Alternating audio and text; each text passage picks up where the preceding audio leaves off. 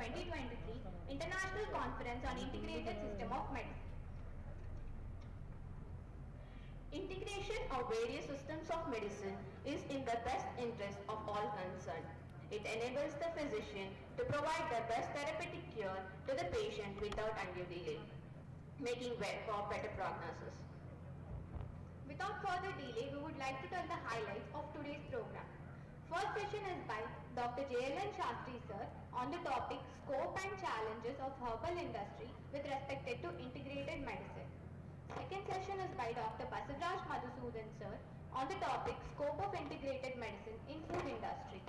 Third session is by Dr. Natraj sir on the topic Scope of Integrated Medicine in Oncology. Fourth online session is by Dr. Prasanna Keru sir on the topic Lifestyle Disorders and Integrative Medicine. Fifth session is by Dr. Shivram Varamballi sir on the topic Integrative Medicine in Mental Health. Lastly, we have valedictory and panel discussion. Herbs have been known since the era of civilization and are slightly esteemed all over the world as such source of medicinal agents. I would like to call Dr. Hari sir as a chairperson for this session.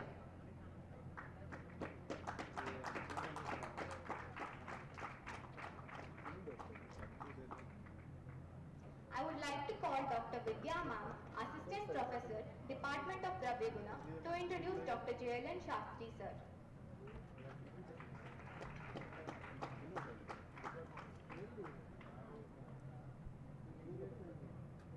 Good morning one and all.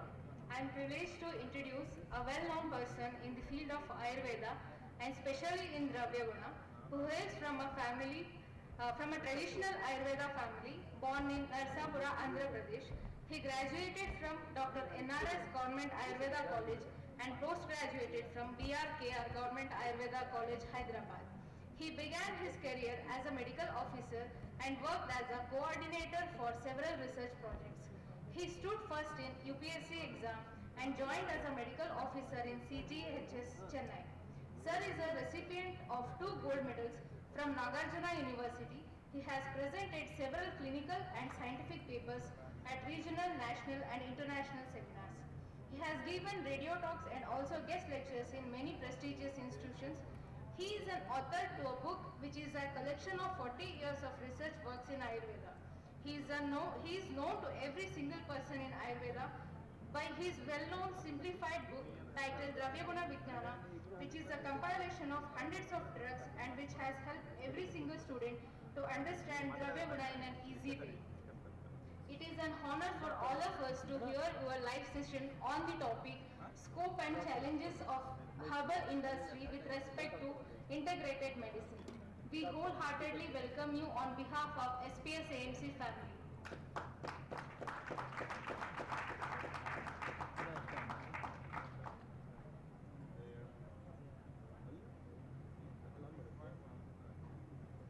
Dhanvantri Namaha, Sabhaya Namaha. Thanks for the wonderful introduction. I don't know I deserve such kind of honor. I don't know whether I deserve that kind of introduction or not. But anyway, at the outset, I congratulate the organizers and the college for having a wonderful seminar like this. And I'm glad to see many of the students here, and that's the purpose why I'm here. I convey my regards to the chair for the day, Harish, and other faculty members of this college. I have been requested to deliver a note, rather a lecture on a very difficult topic. When the title was given, I was a little confused.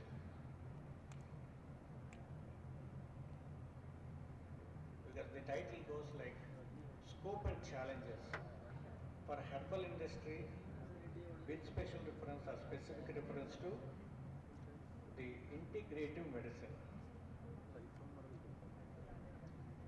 If it is integrative medicine in the clinical context, it might have been much easier because I can pick up 4 or 5 clinical conditions.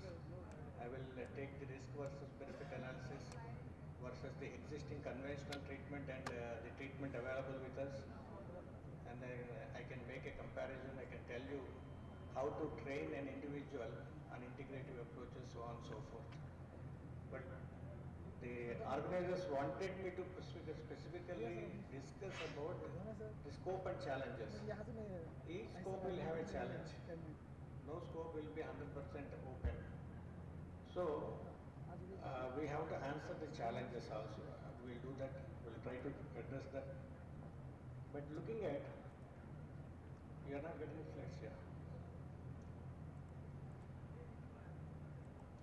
Slides are not moving? Okay. So, you are all aware, some of you might have been present there on 19th April, or at least you might have seen on a VC, Honorable Prime Minister established the center, Global Center for Traditional Medicine at Jamnagar.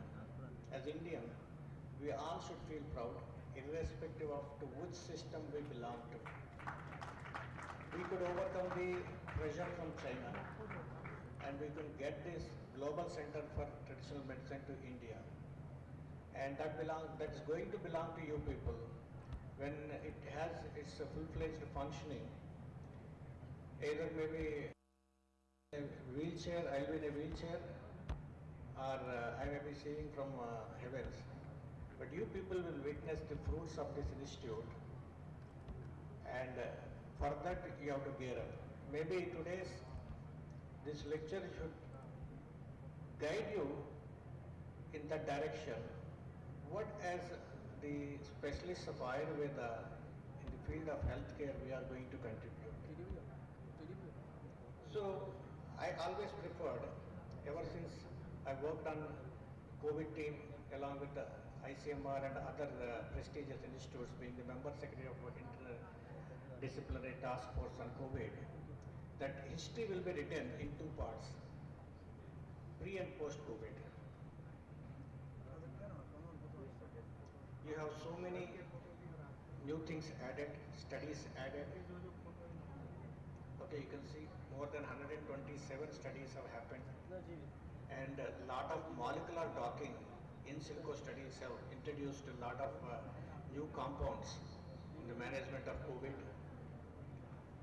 And you can see these 4 herbs have emerged. The fourth one is a formulation I-64, have formed integral part of the integrated protocol for COVID management along with ICMR document.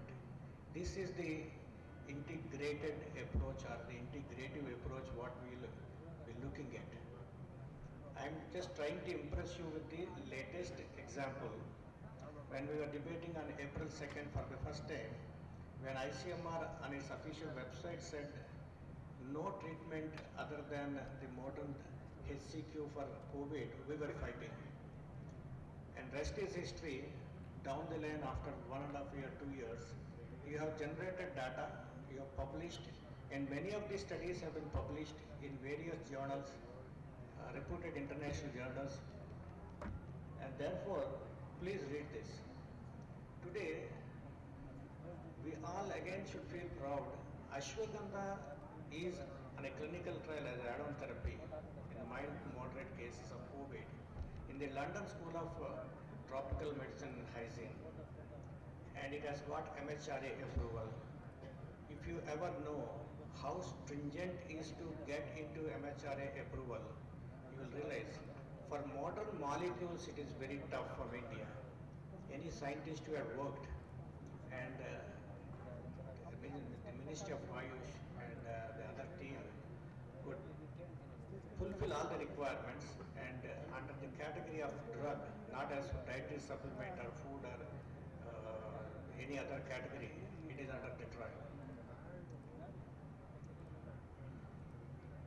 So now, this is a confusing statement for me when people talk about integrative medicine. There is a huge difference between integrative medicine and integrated medicine when you take any dictionary. Under integrated approach, like you have an institute here, you can bring in 10 different specialists, either a homeopath, Ayurveda, oncologist or a nephrologist, or marma therapist, you can bring in any person to your institute and you can establish an integrated approach. But when you require an integrative approach, which is your theme, it is very tough. You have to train the same individual with all the multidisciplinary knowledge, which is very tough. So my preference would always be an integrated approach than the integrative approach. By default, we BMS people have that advantage of integrative approach. In our syllabi, we have modern medicine embedded about 50 to 60%. And vice versa is not there, but it's going to happen. MC with his new body is going to introduce a lot of alternative system related concepts into medical courses. That is a welcome sign. Then you can have the integrative approach also. But my preference, as I mentioned, will be integrative approach. Integrated approach. If you look at the world with this background, more and more countries are going to look at alternative medicine and the complementary alternative medicine, CAM or TM. But WHO, under the definition of TM, has given the status of TM, traditional medicine, to only two systems, Ayurveda and Chinese medicine. The rest of the traditional herbal medicines have been categorized as complementary alternative medicine. That means the one which has an incessant practice for centuries, a philosophy of its own, and practice as the mainstream in its own country. It is there only with Ayurveda and then second with Chinese medicine. So why people are crazy about alternative systems? Is there any sentiment or really we have any reason for it? If you look at it, 60% only respond to the pharmacotherapy of various conditions. If you carefully take the medical text and understand what is the percentage relief, it is 60%. And 75% of them who have taken these remedies are guaranteed to have minimal side effects. And please remember, take out WHO report. The number one cause of death in the world is drug reactions. Please remember this for your lifetime. I have sufficient data collated and collected. But again, there is a risk versus benefit analysis. If you don't have any benefit, never take a medicine. And in India, it doesn't happen. Recently started few years back. A patient is explained about the side effects of the drugs. In spite of the prescription given by the doctor, they have the right to accept or reject on the basis of the side effects of a particular medicine or treatment. So, if you look at it, the evidence-based medicine is pioneered and reached its zenith when it comes to emergency medicine or acute medicine. The rest of the field is open.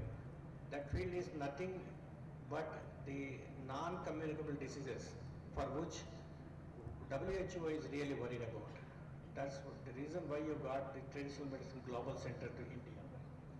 Then your cost-effective treatment in most of the cases where a lot of money is being spent on the investigations in modern medicine. That's where, which is a green area for your alternative systems. Then the traditional medicines are time tested and relatively safe. They're not absolutely safe, they're relatively safe.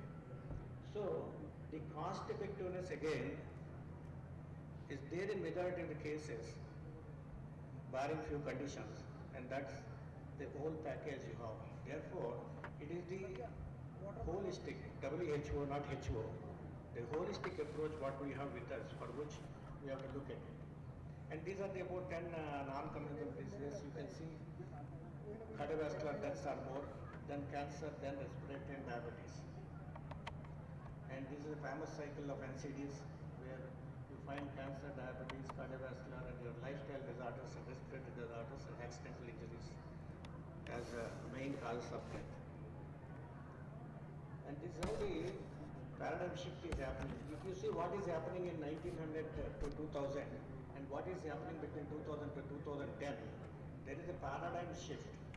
Your lifestyle disorders are becoming more prevalent. Your communicable diseases are coming down. Therefore, we should start focusing on for which the alternative systems, so-called alternative systems are, your traditional systems are going to address majority of the problems. Rather, they should look at it. So now, having given the preamble, I would like to look at what are the scope and what are the challenges we have, and how to convert the scope into an opportunity and really make an impact in the society, not only for making money. Many times we talk about our success. We say, do you know the turnover of the hospital? But we don't talk about what is the success rate of the hospital. Most unfortunate. You talk about how much OPD you have. You don't talk about have you got 100 patients and 60 of them are never seen again? Or do you have 10 patients out of which 6 of them are stuck to you for their remaining lifetime for the kind of treatment you have given? These two are different. In India only we have a peculiar situation where we monitor things on the basis of the earnings than the clinical success. So let us not fall into that kind of strategy. The scope and challenges I have divided into 7 points and 4 points. So there is a lot of scope, starting from the cultivation, starting from the extracts. Again, looking at the your formulations, whether it is a nutraceutical, phytopharmaceutical, Ayush, or the modern drugs, you have a huge scope. But there are challenges.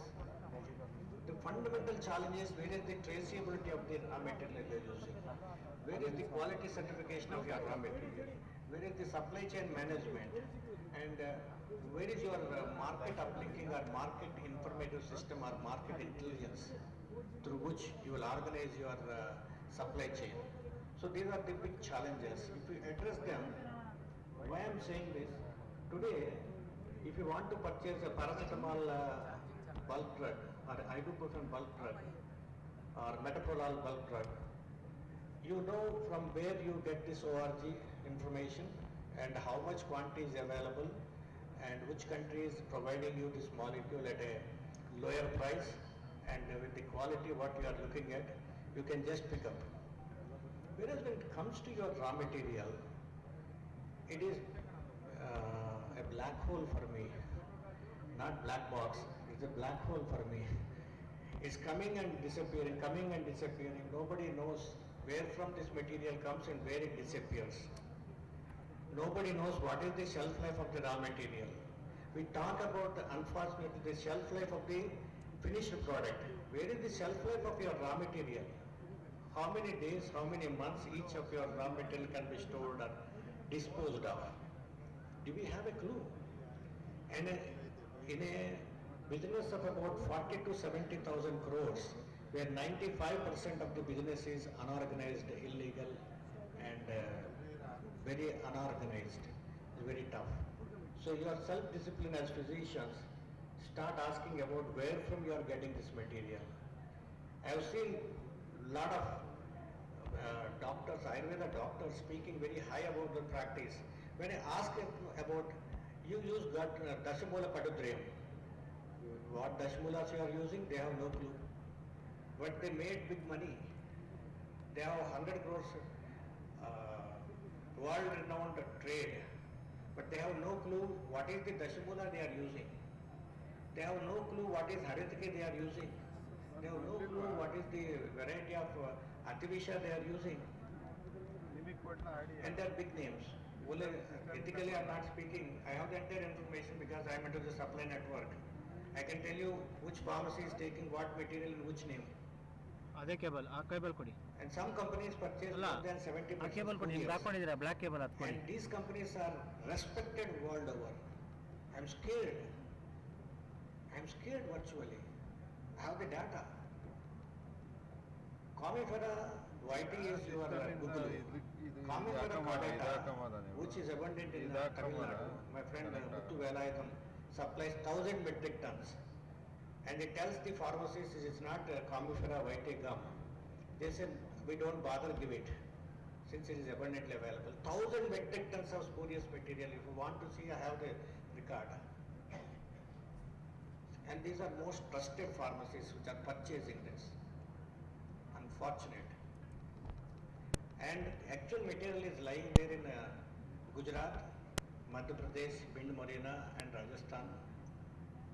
There nobody goes, nobody got any idea. You can cultivate Gugulu. Most unfortunate. So we are only looking at our earnings. This is the first problem which we have to overcome. If we don't do that, you will be killing the golden duck. The duck laying golden eggs. You are looking at the eggs and killing the duck. Remember this for your lifetime. You ask for the source document, the traceability. I will be discussing further. Unless until whatever you may say, the Western world will question you. There are doctors sitting here, they will question you, they will come and question you. What is the AAA you have used? I worked with Dr. Chawla, who is the former director for PGH Chandigarh and then AIMS director on NASH and then hepatocellular carcinoma, where he administered AAA to one group and interference to another group. And we found that on the quality of the parameters, AAA group performed better than the interference group. And a person like Chawla, who is recipient of Padma Bhushan,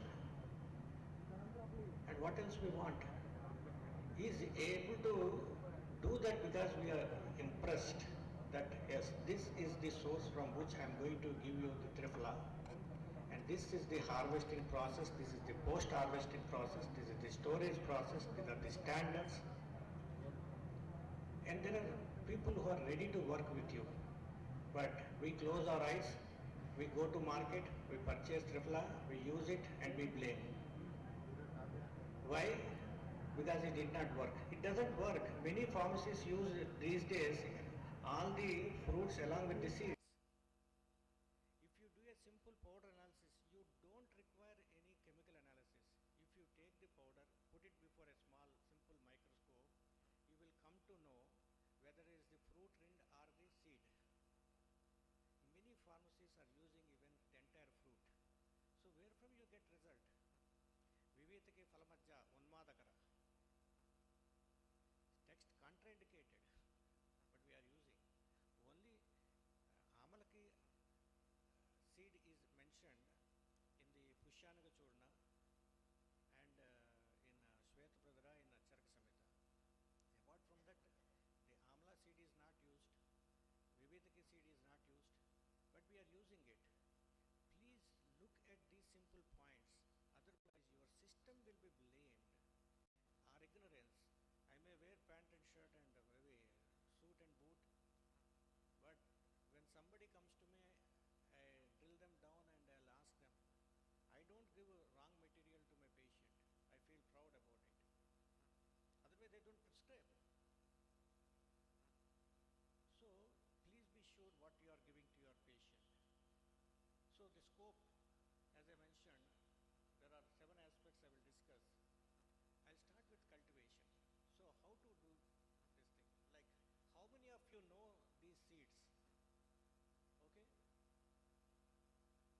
Half of you might not have seen the seeds of Swirsha cirrata, and you might have not seen the seeds of Pistacia integerrima. You might have not seen the seeds of your Echinacea metrophyllum. Okay? And you should know which plant will grow faster with seed, which plant will grow with their vegetative propagation. You should be aware. And for that you need germplasm studies, your quality planting material studies. Okay? And there are 2 institutes which have been recognized by National Medicinal Plant Board as seed bank, NBPGRA, that is in Delhi, and KFRA in Thrissur. Please visit KFRA Thrissur, which is maybe overnight journey there is a soil museum in the entire world. There is only one soil museum that is in India, that is in KFRA. Okay, if you go there, a height of about 78 feet columns will be there. Various soils of the country have been collected and are kept for demonstration. You will come to know your Bhumi Desha Prabhibhaga. It is not a small thing in Ayurveda. It is documented. If you want to understand, you have to go and visit some place. Then these are other institutes like CMAP under CSAR, 6 centers, and you should have a tissue culture facility where either you can propagate by tissue culture, the micropropagation methods, or you can go by the callus methods, and through callus we could generate gugulu. Since gugulu takes about 7 years to grow and again start giving gum, even if you take callus of gugulu and multiply, I cannot give you the proprietary information, but in a particular generation of this callus, you get gugulu resins, oleoresins, and sterols. So instead of growing the plant, these are the new technologies. You are the new generation, next generation. You people should take the technology into your hand and do all these things. Then you do the DNA fingerprinting, okay, and then develop a nursery. This is for hardening in case of tissue culture, primary and secondary hardening. Then you transplant this plantation activity, the traceability part I am talking about. Then this is the cultivation. Then comes actually the fruits. Now instead of the entire process, we just have one approach: go to market, purchase the material which is available. Do you know what is Mashparni you are purchasing? Any idea? Anybody from the audience? What is Mudgaparni and Mashparni in the market? I saluted the suppliers. When I tested it in under a microscope, I found the leaves of black gram and green gram. Mudga Parni, Masha Parni. The traders have Sanskrit knowledge than us. They don't know the botanical sources. They have just translated Mudga Parni. So the leaves which are to be thrown out after the crop of green gram, they are collecting and they are selling it as Mudga Parni.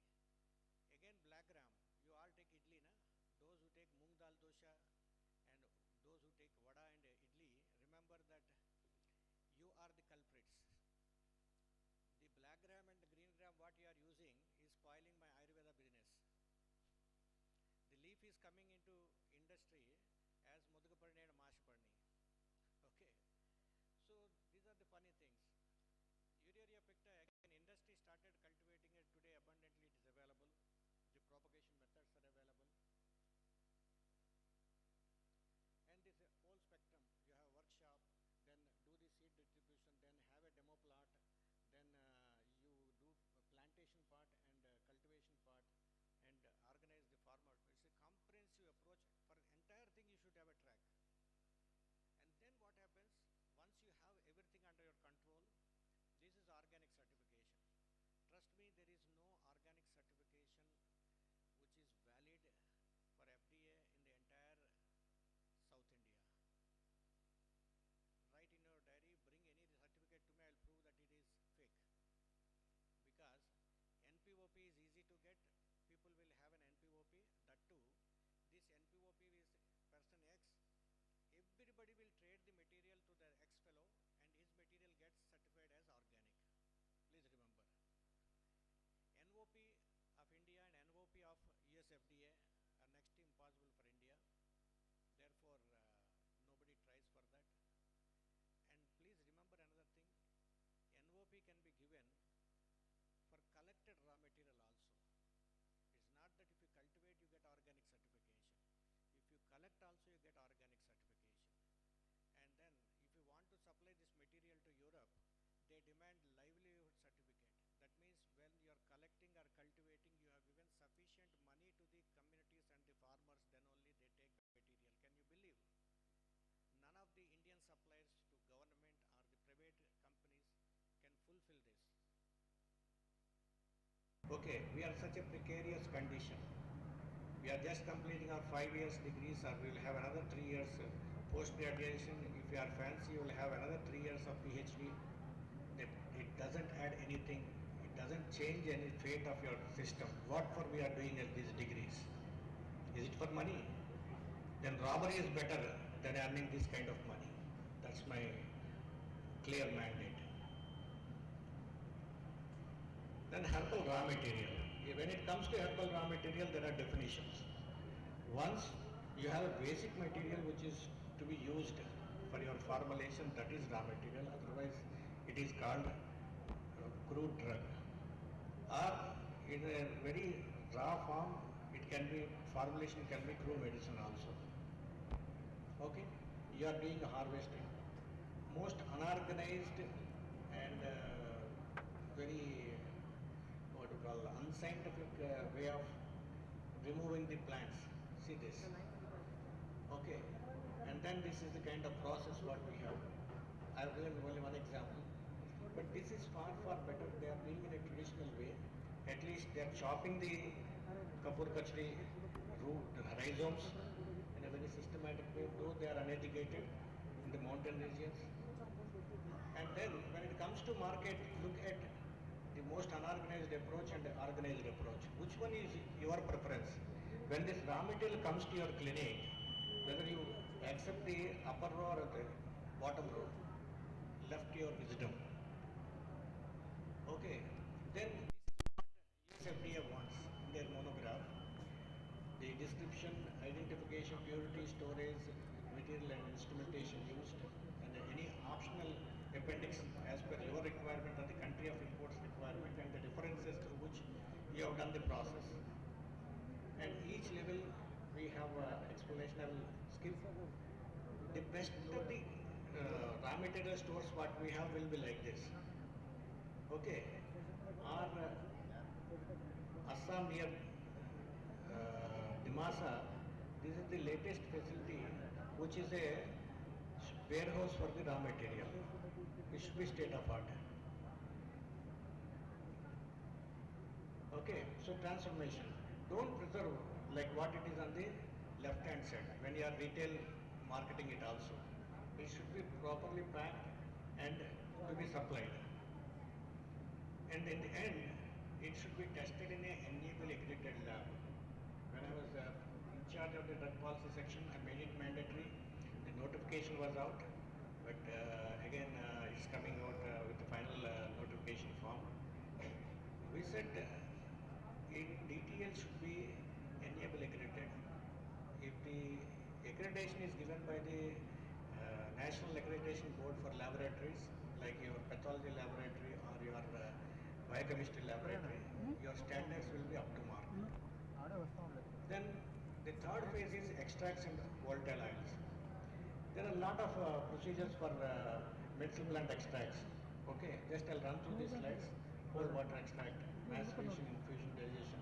These are the processes. No? So this is what usually you see in a Soxhlet apparatus. Okay, and this is aqueous alcoholic extraction by fermentation. So using a fermentation technology, this can replace your asavaristers. If you properly understand and utilize, your conventional fermentation can be replaced. And I feel proud we have 5 new patents, and this year we are expecting it. One is to granulate the asavaristers. Your asavarista will be in a granulated form, carry it in a sachet and use it wherever you are. Mix it in water, use it. Second thing, don't even ferment, prepare asavarista. Because we never knew what is asavarista. We believe that there is alcohol. What alcohol you have? 10%? Higher side, Dakshashta is 10%.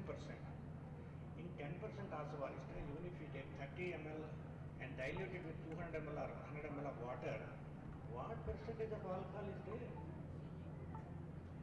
It has no impact. You have to take 10 liters to have alcohol impact. And second and most funniest thing which we do not know, because we have no clue about chemistry. You left your chemistry in your plus 2. Now you have taken water, you have taken jadi booty, you boiled, you prepared a decoction. And with that decoction you started fermenting.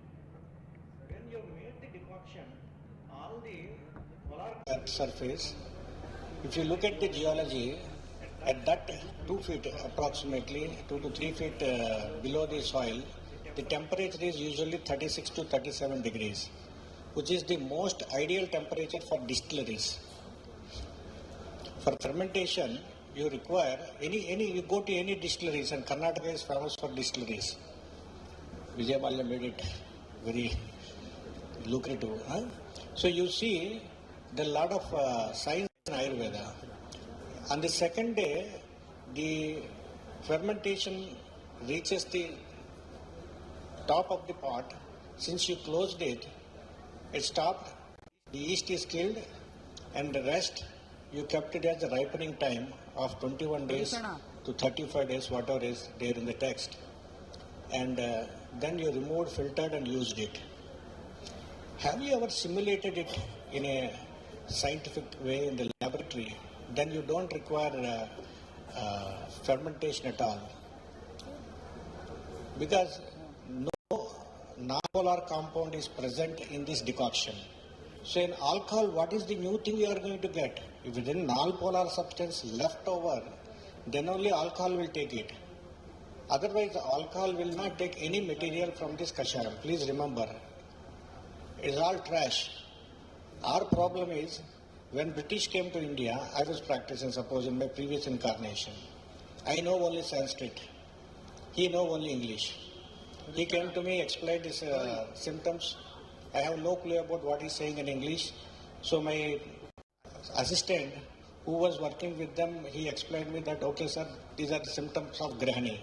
Oh, wonderful, give him Abhayaristam. I have given him Abhayaristam. She asked me, what is it? I said, Aristam. He asked me, he doesn't know English, I doesn't know English, he doesn't know Sanskrit. So he opened the bottle and smelled it. Oh, you have given me wine. Wonderful. So this Vaidya learnt a new thing. He had given a wine to a Britisher. Next time, his subordinate might have come for the same complaint and treatment. The Vaidya had written in his prescription, give him wine. Because he want to impress the master. Okay. That's how, by translating this in a wrong way, we have spoiled our own science. In one of the recent international conference, I mentioned it with a very clear caution. We are trying to explain a science which is in a language not known to the West. Okay? In a language which is not known to me. It's like my Dravaguna book. When I have written my Dravaguna book, I don't know whether to call guna as property or character. Because to copy down, I have no book. Prior to me, nobody written Dravaguna in English. My great teacher, Dr. Nishteshwar, insisted me to write this book I have written. That's a different story. Yesterday, few people were praising me, but to curse me. I did a lot of blunders in that book. Okay, but anyway, you people are great, therefore I am fine. And then don't do true translations. You understand what is happening.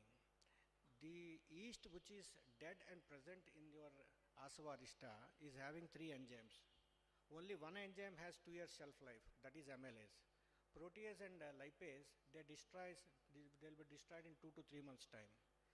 That's why when we tracked first fresh batch, 1 month batch, 2 month, 2 years batch, 3 years batch, 4 years batch, and 5 years batch of Asavarishta, Dashmularishta, there is a polyphenolic compound which is present at 203.0, got transformed into 203.3 at the end of second year, and afterwards there is no change.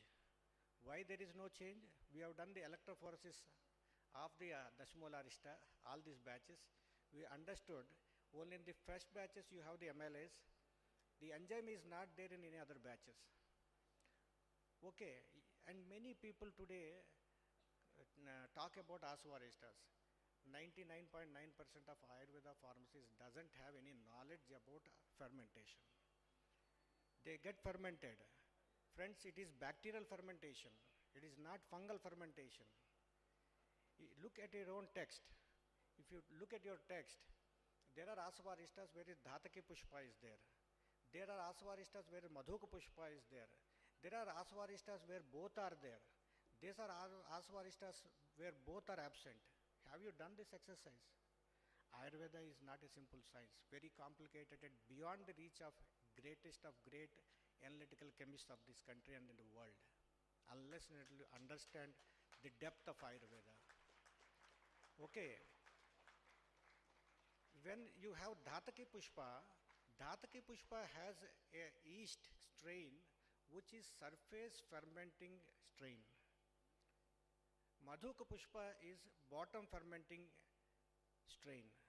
Look at European wine industry. They put the bottles like this. They put the bottle like this. Have you ever seen this? Why? They know the impact of the yeast. Each company will use a different strain. That's why wine of X company is better than wine of other company. The competition is because of this. And you in Ayurveda have 81 asava. How many of you have done the exercise on the microorganisms present on the 81 asava? No clue. Are we using asava? We just ignore. In Sutrasthana, Charaka is a fool, mentioned it. He forgot us and we forgot him. Look at 81 asava. It will give different impact to you. Okay. So, my point here will be, don't take the science which is with you in a lighter sense. You have a lot of scope. You asked me to tell you the scope, na? I am trying to impress upon the scope. And again, counter current extraction. This is again famous method. Ultrasonification. In certain cases, ultrasonification will work. This is the latest, your supercritical extraction. This is again another method. And phytonics is another new method, and so on and so forth. Just I don't want to stop you. And then you do the spray drying for all these things and make it granulated. So there you set standards, at least one standard. USFDA demands 2.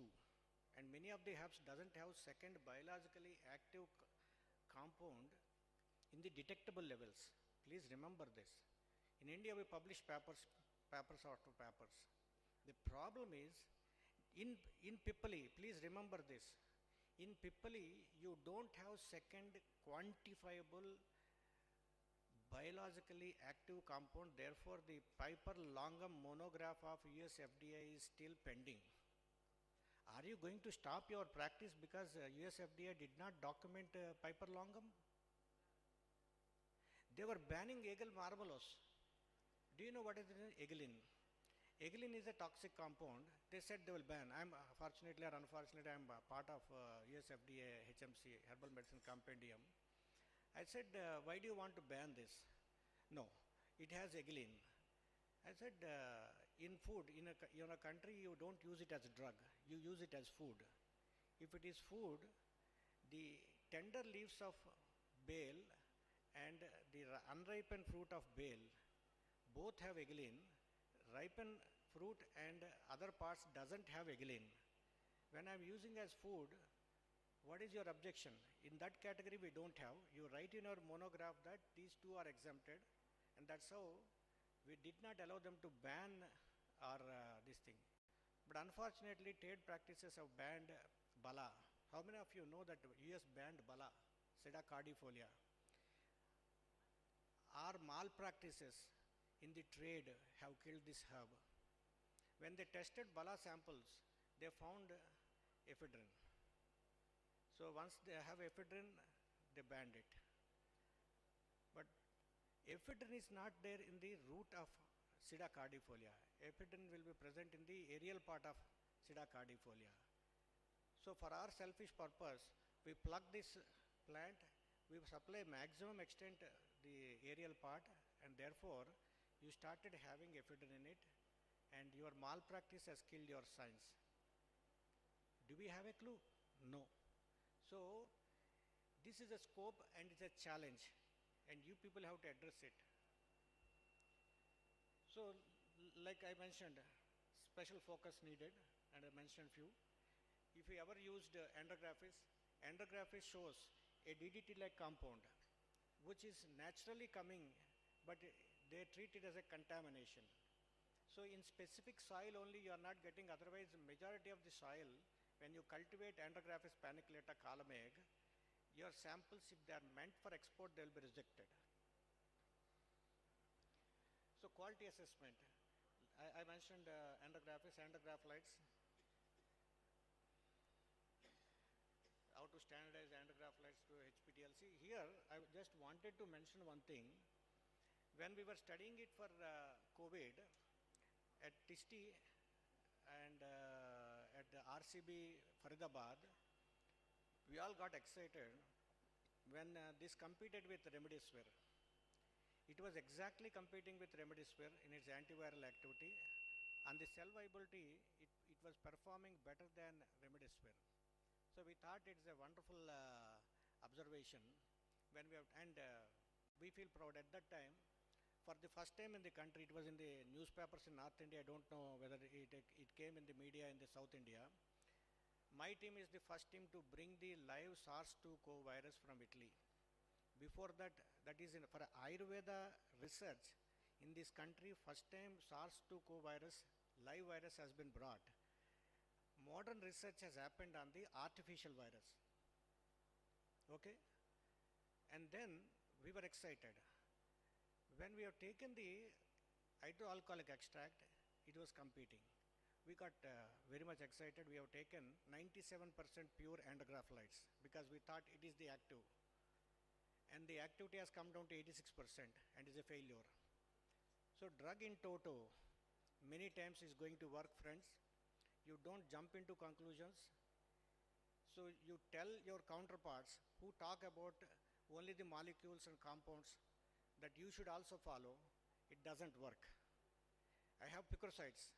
We have done in another study on HepG2 cells for liver cirrhosis and NAFLD, where whole aqueous extract of Kutki worked, but the pure picrocytes, the glycosides 1 and 2 fractions did not work. Since the modern scientists insist you to go for purification, don't do it. You should know, you should tell them, they should not insist you. You should tell because it's your science. You got the right to dictate terms. But unfortunately, we don't have that kind of guts and knowledge to challenge them. We should. Nobody can make you to feel inferior without your consent. Show your confidence through your subject, not by arrogance. Your subject should speak, that's it. And rest should be taken care. And again, volatile oils. We do a lot of volatile oils, like I was seeing some of the ARCAs in your lab. You little purify it, then it becomes an international market for you. Okay. But again, every time you cannot use, like in sandalwood, you are getting a sandalwood from Australia. How many of you know it? I don't know. Santalum album and its oil is 2 times costlier than Santalum spicum oil. And you can easily get cheated because it has the same smell, it has same refractive index. So when you test it, mostly it will pass. With a 10 rupees adulterant, I can mimic this as original sandalwood oil. But if you actually take a gas chromatograph, you can easily catch, because the beta santalol, which is present in sandalwood oil, is absent in Australian sandalwood oil. So you have to develop your own technique. They will be very smart. Okay, this is another example I want to quote. Sorry.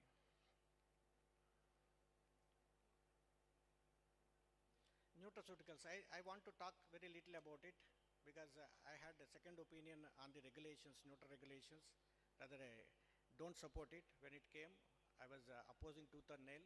Today, we have a new category under FSSAI where it is confusing all of us with this nutraceutical category like this. Now, your Gymnema sylvestri for you as a drug, for a nutraceutical company, it is food. So how do you differentiate? So there is a lot lot of opportunity. Again, I don't want you generation to miss any opportunity. You wanted me to know about the scope. This is a scope. Without having proper testing and all, also you can make money. That is nutraceutical route.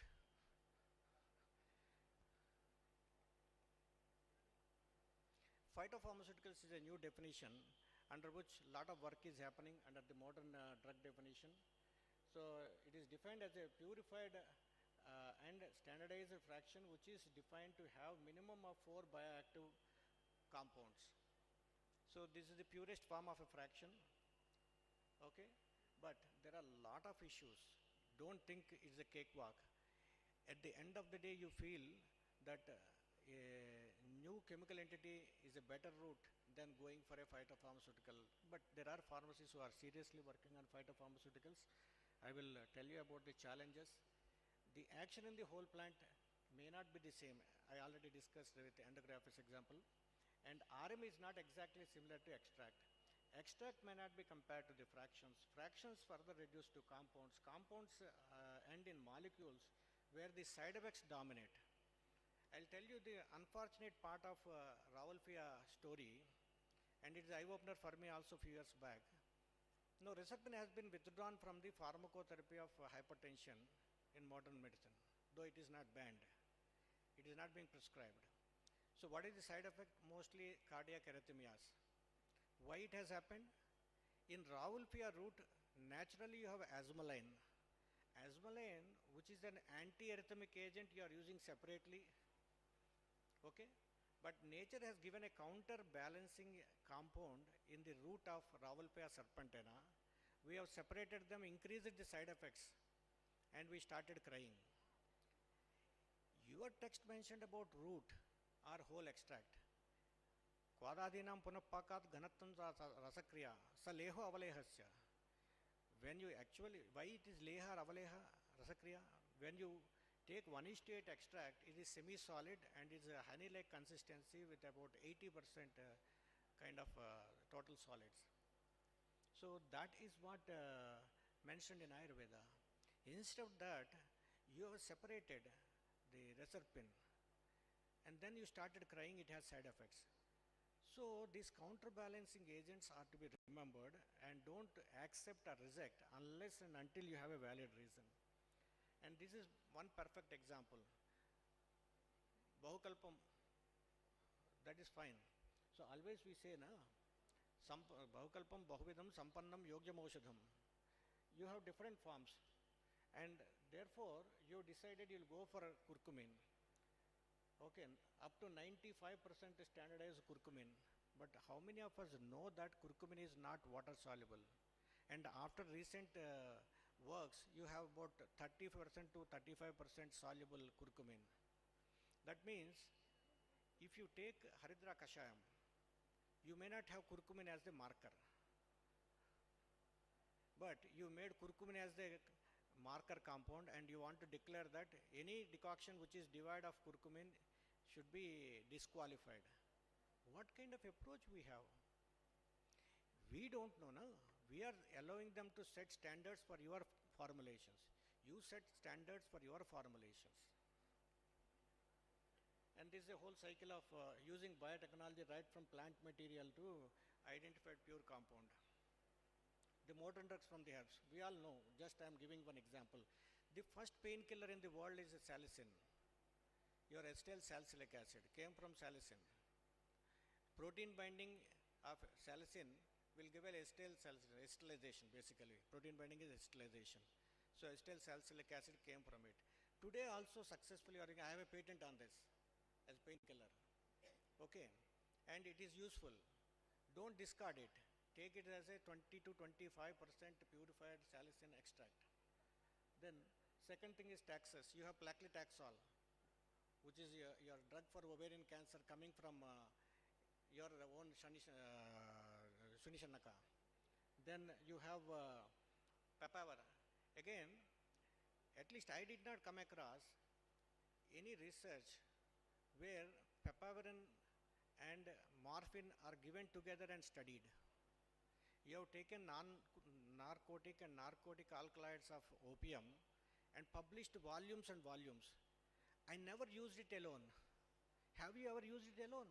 We don't know the fractionation. We started believing after reading the modern pharmacology and toxicology that we should not use it. Why? You have created two different stories for one raw material.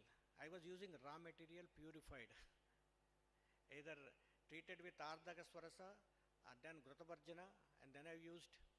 Nobody studied it and reported, but we only take the reference of pharmacology or toxicology and declare our Ahifena is toxic. Please look at the name of Ahifena. What is the name? Ahifena. What is Ahi? Cobra venom. Ahi means cobra venom. Phena is bubbles. We all know this cobra venom is a neurotoxin. If you take this particular substance, you get subtle toxic symptoms which will be seen with the cobra venom.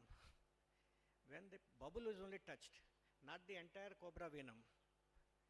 What he was trying to convey, initially it is a neurotoxin. Excitement followed by depression. That's where Yatha Banga Hyphaena Samudbhamo. Okay, Sarangadhara knew about it. That's why Vikasi, Vyavayi, Ashukari all have been defined separately and with suitable examples. Okay, anyway. Again, cardiac laxatives, you have your Hutpatri, but it is a contribution of homeopathy. And now you look at list of about 20 top modern molecules which have come from plants alone. So this is also a scope. If you are not interested in Ayurveda, this is also scope. Okay. Yadi haste tan nehaste esmin tishtati tishtati. So you need not worry, you should work in a single direction. I have covered the entire scope.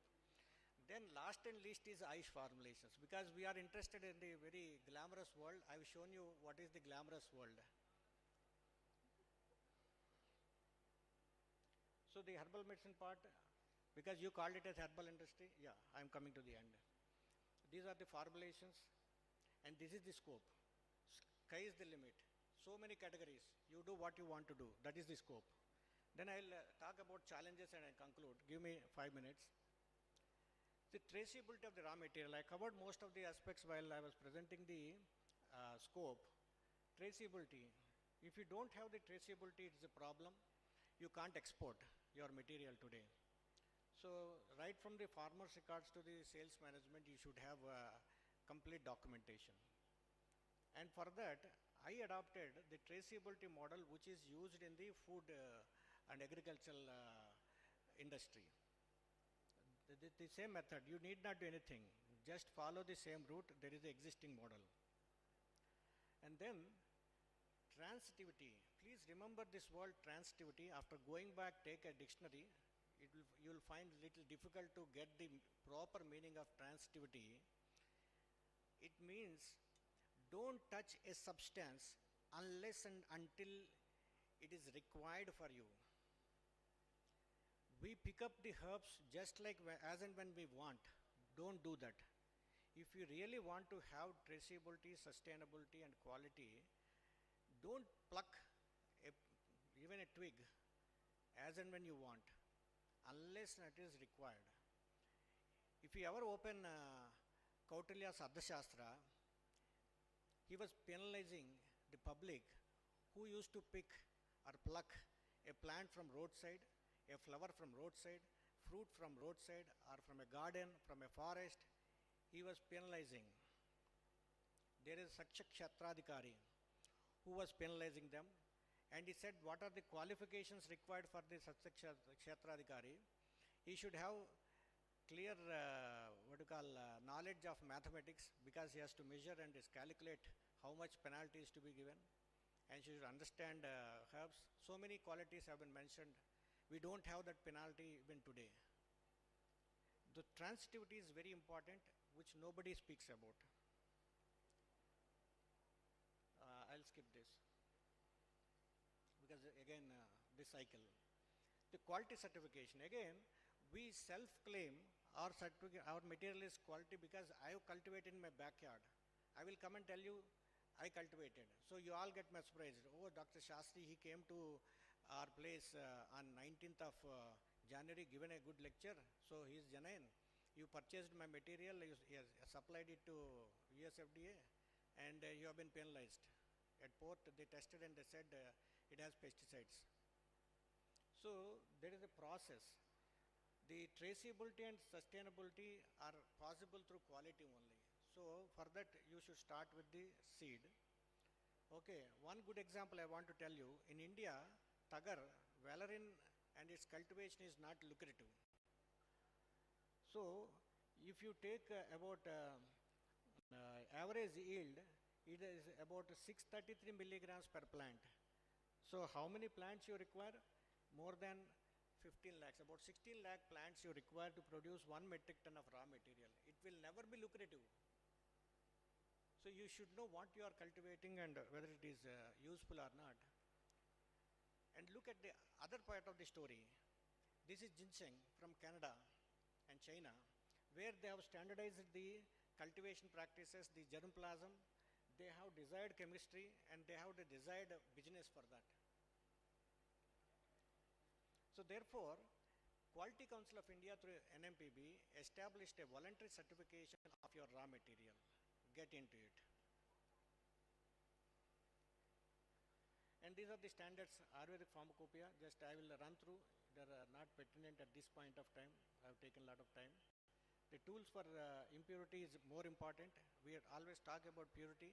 Let us talk about impurity because they're associated with a lot of cost. AAC is fine, still you can purchase with about 50 lakhs to 1 crore. And ICPMS requires about 3-4 lakhs. And LCMS plus 5 lakhs. Same is with GCMS. And then only you can talk about the total quality of a raw material which you are using. And supply chain management, what we are talking about, covering the entire supply chain, right from your raw material to the customer. You should ensure the proper supply chain with the methods we mentioned, and then it will give you the value chain also. During supply chain, you can address the value chain also. And this is something which I wanted to tell you, market uplinking. Today, if you look at how to market, many of the farmers and communities are suffering. So there is information available in different places, but still we are short of the market intelligence and market informative systems. That's where we have to work. And new generation, I learned about computers when I'm 42. So I'm fortunate, when I'm 42 weeks, probably you started using Android phone. Okay, so you can look at market informative system. So this is a platform which given. It is a proprietary thing. I just wanted to show you how to manage your supply chain. Then e-Charak portal of Government of India. So just I'll complete with my discussion with the run through slides. What kind of integration? When we started talking about allowing Ayurvedic doctors, homeopathy doctors to have surgery as part of their curriculum, there is huge roar, hue and cry. When you are trained, what is the problem? If it is integrated, you have to train. But it should be proper. Where and how? This is where you have to show why you are required to be there on the scene. Few examples, like Agni Karma, Kshara Karma, Rakta Mokshana, and leech therapy. One good example, filariasis. Dr. Narahari today is known to the entire world, and WHO recognizes him as the resource person for filariasis management. Who started, I still remember about 25 years back when I talked to him, filaria, and today where he is. He had excellent work in a real integrative approach or integrated approach. This is a role model integrated approach which he follows. He had hired Ayurvedic doctors, he had standardized the process, and if you look at his practice, use and highly scientific, and he proudly says he's using Ayurveda. Maybe an Ayurvedic doctor also may not say proudly, but he being an allopath says he's using Ayurveda support and he's able to manage it properly. Do we know about it? Then Kshar Sutra for anorectal. Hyanal fistula, you can't go for surgery. Come to Ayurveda, Kshar Sutra will help you. There will be no sphincter incontinence. Okay, and today I want to show you, these are the modern doctors who advertise on internet proudly that they do Kshar Sutra. None of them are Ayurvedic doctors. You can go back and refer. They are proudly mentioning. Even my son, who is a surgeon there, he was asking me, Papa, my professor is asking, he wants Kshar Sutra. It seems you people have a very good treatment for high annual fistula. I felt very happy.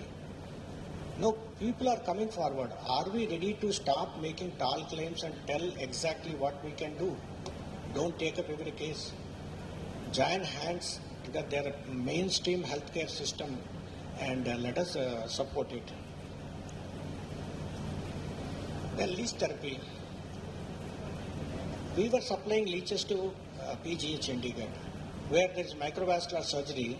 We used to give them leeches where they used to apply and tell us they have a better recovery in all the microvascular surgeries. There are so many scientific papers on parasurgical procedures of Ayurveda. Then some of the recent advantages and advances in the integration. Just I want to show you. There is a patent file some time back, which is the real advantage. In this case, the Sankhabhasma, which is triturated with Nimbus Varasa, was having 42% higher free calcium absorption than your conventional calcium carbonate. So who will reject it? Then there is a clinical trial happening in Arjuna Kshirapaka, which is another patent which is filed, and a standardized Arjuna Kshirapaka is being used because in CABG, post-CABG subjects, 20 to 22% of the subjects will develop either grade 1 to grade 3 kind of renal failure because the left ventricular ejection fraction may not be improving overnight. So about 300 subject study is going on. Dr. Padmanabha must be knowing about it. 150 and 150. Why they have accepted? An institute called All India Institute of Medical Sciences, Delhi. Gautam Sharma is doing this. He is an associate professor in cardiothoracic surgery. He is doing it because they are convinced with what we have. Because we have proved to them the aqueous extract is entirely different from your milk or emulsion extract. And being Kashaya Rasa, you cannot use it as Hrudya. Please remember, Amlam Hrudyanam, Kashayam is opposite. No text in Ayurveda mentions Arjuna as Hrudya. Have you ever come across? I did not come across. But we are conventionally saying, and great Colonel Chopra in 1956 published that if you ever administer this aqueous extract of Arjuna to animals, he did this with for a frog experiment, myocardium, and it produced myocardial necrosis. And he mentioned in his indigenous drugs of India that you should not use the aqueous extract of Arjuna.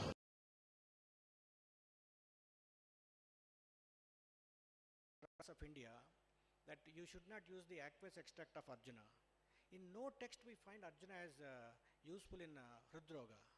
About 10 conditions start getting focused for an integrated approach to start with. In the morning, Dr. Viresh was asking me, I said, start here and your initial taking it up and whatever little help I can do, it's like a squirrel, I will be there, okay? So please take up some of them for your routine. You have to follow all the scientific approaches. There is no shortcut. Charaka mentioned, Prajnam Chikitsardham Vishodayat. You are all having excellent knowledge, but you have to again do the research for the betterment in your clinical practice. Therefore, Charaka and do research.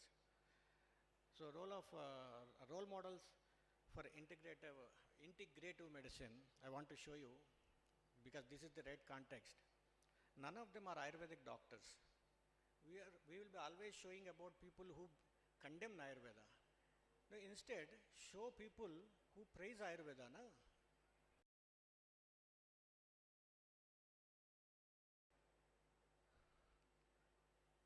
You know him?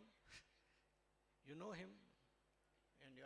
may not be knowing him. He is a cardiologist who is learning Ayurveda. He's learned Sanskrit, learning Ayurveda, and trying to take Ayurveda to entire globe. Not Ayurvedic pharmacopoeia. He has done 100 herbs in their pharmacopoeia. It's nothing alien for modern medicine. So integration has already happened. Only we have to understand each other in which way we can combine our efforts. And remember, friends, your Ayurveda concept has given a Nobel Prize. Remember 2017, the circadian rhythms have received Nobel Prize. The origin concept is India.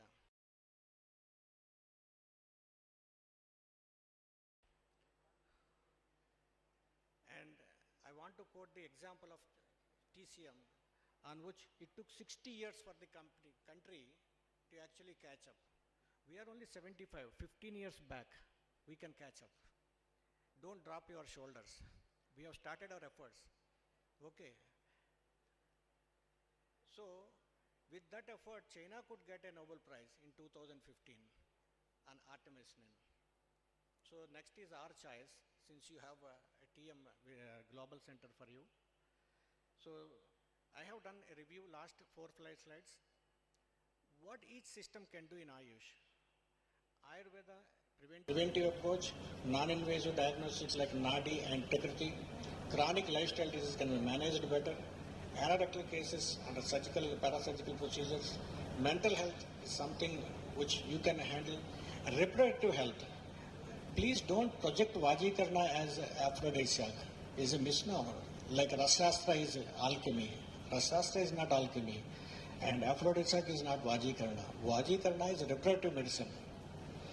So you have a better chance, and the role you have to play is clear. Then when it comes to yoga, stress and anxiety, reversal of major conditions, diabetes, thyroid, obesity, go to SVSI University. They are working with UK organizations on reversal, and you have yogasanas. Then you have musculoskeletal disorders and neurological conditions better managed, and you have naturopathy techniques. And Unani Leukoderma, please remember, Hyderabad's Leukoderma Research Center does wonders on leukoderma, and they have reproductive medicine also. And Gulf countries have majority of the Unani practitioners doing wonders. Then Siddha, psoriasis. Look at psoriasis and its management with 777 oil. Miracles. And viral infections. And very low dose of heavy metals being used in nano medicine. And Sovarikpa, you go to Dharmasala, you have very good practice, and in Mysore also they are established. And then homeopathy. They do miracles. They do miracles in many of the conditions, like warts. Today also we talk about Tuja. And COVID infection, arsenicum album, I witnessed how many cases, 50 lakh houses have been given this support. My conclusion is like this. The recent trends indicate there is huge opportunity. You can take it up to 2 lakh crores kind of business. Since you are talking about the scope, I am telling you this is the scope. Your raw material trade, extracts, finished products, anything of your choice is an opportunity. Service sector can also get into 1.5 lakh crores, and organic or vegan certification will definitely add value to your natural products. Safety efficacy is something which you can document properly to your pharmacovigilance, and then sky is limit. The molecular docking and artificial intelligence will definitely give you a new dimension to Ayurveda. And thank you one and all.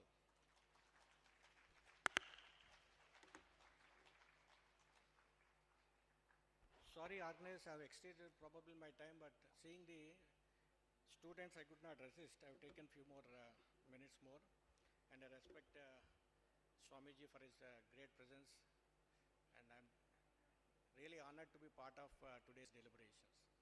Thank you.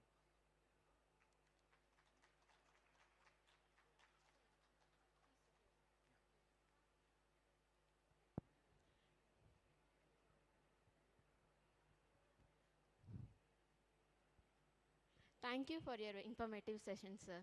Now I request Dr. Harish sir to speak a few words about this session.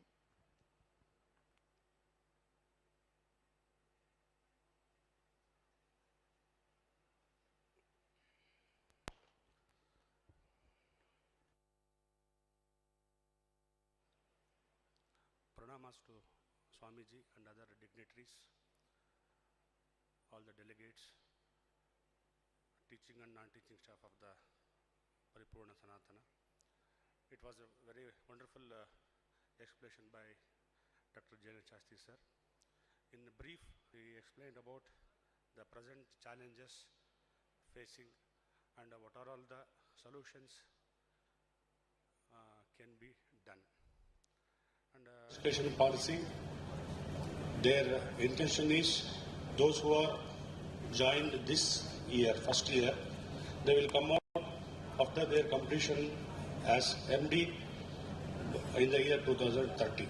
That means there are more chances for them to get all the present era, as directly said by Dr. Shastri sir. Before COVID, after COVID, many myths, many contradictions, or many possibilities are opened up. It may be east or it may be west. And I remember a joke. A group of patients fed up with many treatments, reaching many doctors, they didn't got any cure. Then one person asked, what happened? They said, we went to homeopathy, we went to allopathy, we didn't got any cure. Then what's your plan? Then they said, we are going to Tirupati. Then why I am stressing this one means, now this era is the integrative part. The seminar which has been going on today is the importance of integrative part, so that we can keep our science with all the wisdom of Ayurveda. We can learn, we can practice Ayurveda by looking into the present scenario, because patients require quality treatment, cost-effective treatment, and what are all the side effects, because nowadays patients are aware about the complications and the treatment aspect more than the doctor. And once again I thank the Swamiji and the college authority to provide me a chance to chair the session. And as related with Dr. Jailen Shastri sir, I know sir, I think from 1999 onwards we were in touch, and once again thank one and all. Pranamas.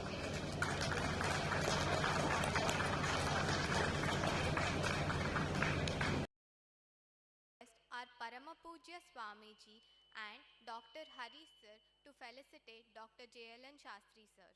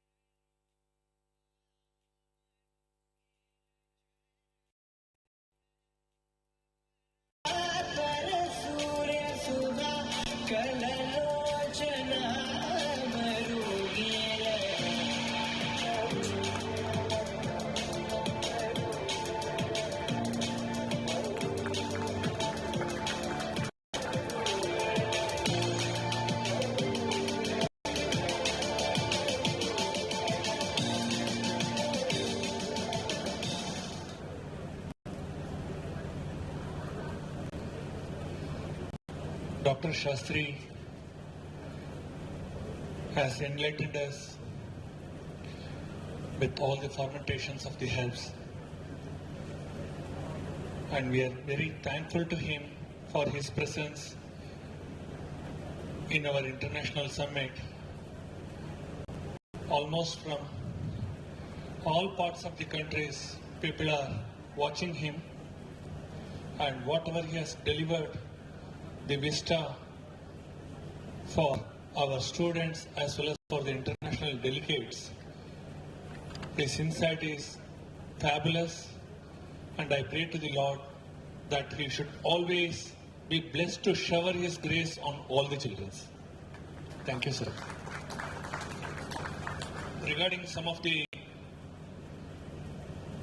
doctors, modern doctors, he was presenting here, and finally he has shown one photograph who is a practicing cardiologist, and now he is learning Ayurveda. Some 17 years back, the very same doctor who was pursuing his post-graduation at Moscow, he had a cancer. He developed a cancer. And his name is Ravi Shankar, Dr. Ravi Shankar Polishetty. And he never believed in our systems. He had a faith in God. He was serving at Puttaparthi Super Specialty Hospital as a cardiologist under the divine presence of Bhagwan Baba. And finally, when he believed that he cannot live any more on this earth, he was with me for a period of 1 week. And to a great challenge, he visited to Rajiv Gandhi Cancer Hospital at New Delhi and even to America. And I cancelled his cancer forever. Now he is in Andhra Pradesh and he is practicing the integrated medicine. So like that, there are many doctors who are practicing the integrated medicine, and they want to bring this integrated medicine, impart this medicine for the sake of the humanity. So I request all the upcoming doctors, the students who are there, we should always join with these eminent doctors to learn more and more, so that we may get the depth knowledge of this Ayurveda as well as other system of medicines. Once again, thank you, sir. God bless you. Thank you, sir. God bless you.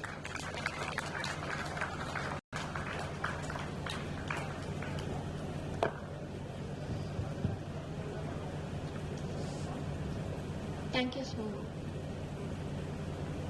Now I request Parama Pujya Swamiji to felicitate Dr. Harish sir.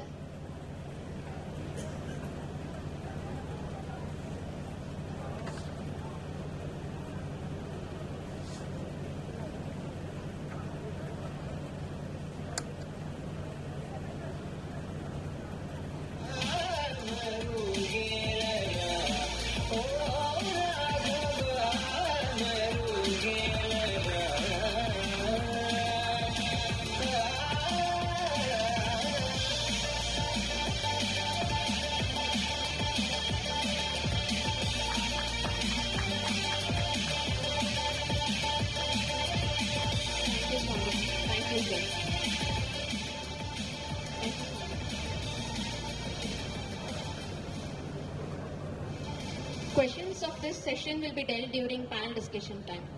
No.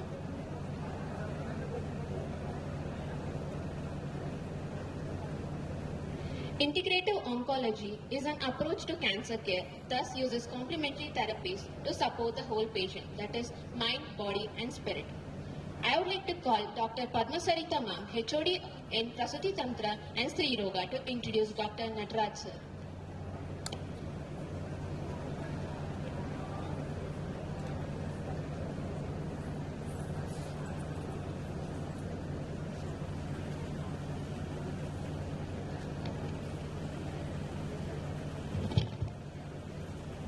Good afternoon, everyone. It gives me immense pleasure to introduce our guest for the scientific session today, Dr. Nataraj sir.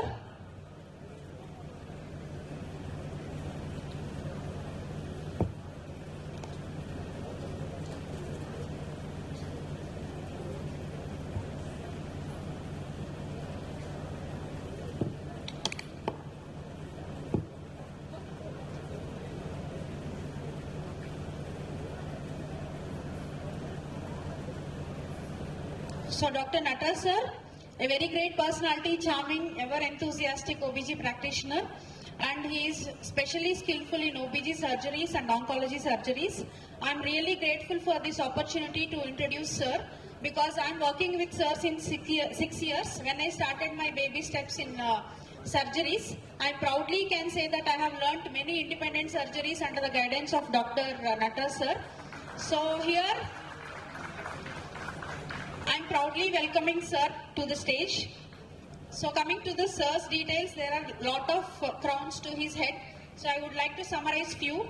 Sir has secured FMAS, Association of Minimal Access Surgeons of India in 2014. Sir has done Diploma in Assisted Reproductive Techniques in Oldenburg University, Germany in 2017. Sir has also done Fellowship in Oncogynecology, Gujarat Cancer Institute in 2009 and 10, Ahmedabad. Sir has done his Masters in OBG, Karnataka Institute of Medical Sciences, RGHS in 2009. Sir has done his MBBS in Bangalore Medical College 2005 in RGHS. Coming to his academic achievements, I can proudly say that Sir has secured second rank in MS for the year 2009 in RGHS Bangalore. Sir has work experience as consultant and infertility specialist at different and various centers in Bangalore. It may be BMOM, Milan, Cloud9 and other various institutes in Bangalore from 2012 till date. Sir is working in cancer department as a head in BBMP from 2013 till date, and he is also associated with many infertility centers and cancer treatment hospitals. So welcome you, sir.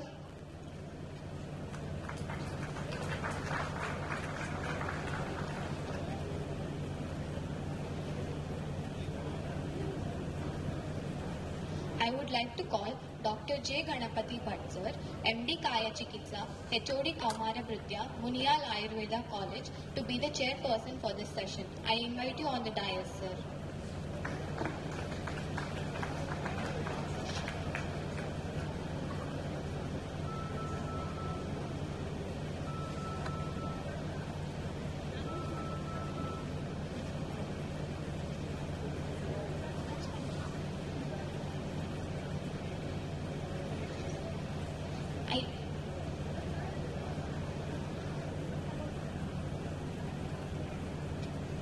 I would like to call Padma Sarita ma'am to welcome sir.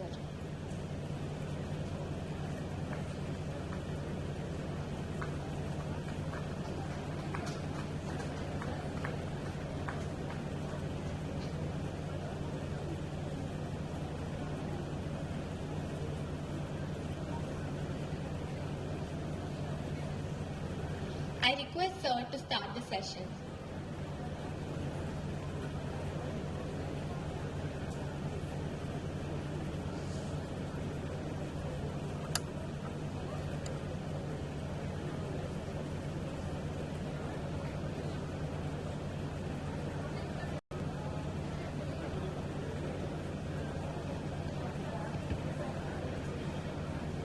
Respected the faculty of this college, students, delegates. It's been a pleasure for me being invited by Dr. Padma Sarita. I know her since 6 years. She spoke a lot of things about me actually. I started my journey with her in Kalabhairava Medical College. I think you all know it's one of the good medical college where they do a lot of surgical work. It's like they used to call me for only the complicated surgeries. May it be cesarean or some oncosurgery or a laparoscopy. I used to go for the cases whenever they call. It was like whenever there is a surgery, at the same time if there was a class of Dr. Padma Sarita, all the postgraduates used to be in the class, not in the OT. Though it was a rare surgery, interesting surgery, they would have called me for the surgery. Indeed, what I say is, I think she's a very good passionate teacher. All the students used to be in the classroom than in the OT. Though the surgery was more interesting, they never used to come. I used to fight actually. You called me for surgery and nobody is here. Such a passionate teacher she is. In fact, she said like 6 years back, she started her journey with me in the surgical side, more of a surgical side only. But now, if I am held up in some surgery, if there is an emergency, I tell her to go and attend. I have a trust on her. She has developed such an extent. She is a skilled surgeon. My today's topic is integrative oncology. After listening to my previous speaker, it was a different world for me actually. So I'm more into allopathy and more into surgery, and my practice is limited to only gynec and gynec onco, endoscopy, infertility. I didn't know all those things actually. Again, when I was going through this integrative oncology part as such, it is like the blending the best of both the worlds. The one world is the conventional therapy, another world is the complementary and alternative therapy.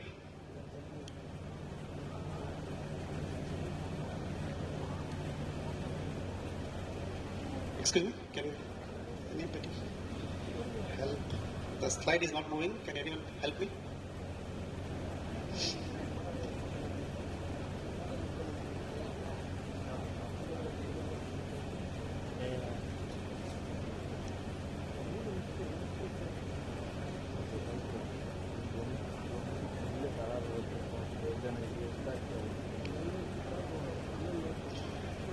I'm limiting myself to gynae onco, not onco as such actually. When it comes to gynae onco, I think you all know, which is the most commonest cancer among the women. In a country like India, even today, the most common cancer is cancer cervix. But globally, overall, the most common cancer among the women is the breast cancer. The second is the CS cervix, and the third is the uterine cancer, vulval, all those things, and even the ovarian cancer actually. So the term that complementary and alternative medicine plays a vital role in treating onco patient as a whole. It's more of a holistic approach. I never insisted for an integrative. To tell you frankly, after going through these evidence-based articles, and after listening to all people, it has enlightened me to start this as a part of my career. So my henceforth, like all my practice, I assure you that I'm going to inculcate this.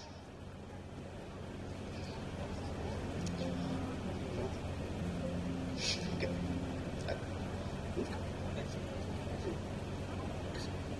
Yeah. I said, cancer is the leading cause for the morbidity and mortality globally.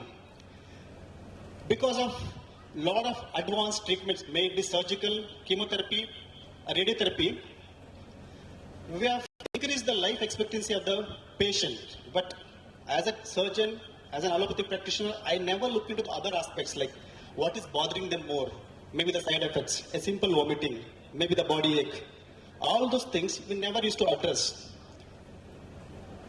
I told the life expectancy of a cancer patient or a cancer survivor is obviously increased because of our modern treatment. When the life expectancy is increased, when the duration of their life is increased, definitely it will be associated with a lot of morbidities. That is less taken of or less taken care of. Here the role of integrative medicine comes actually.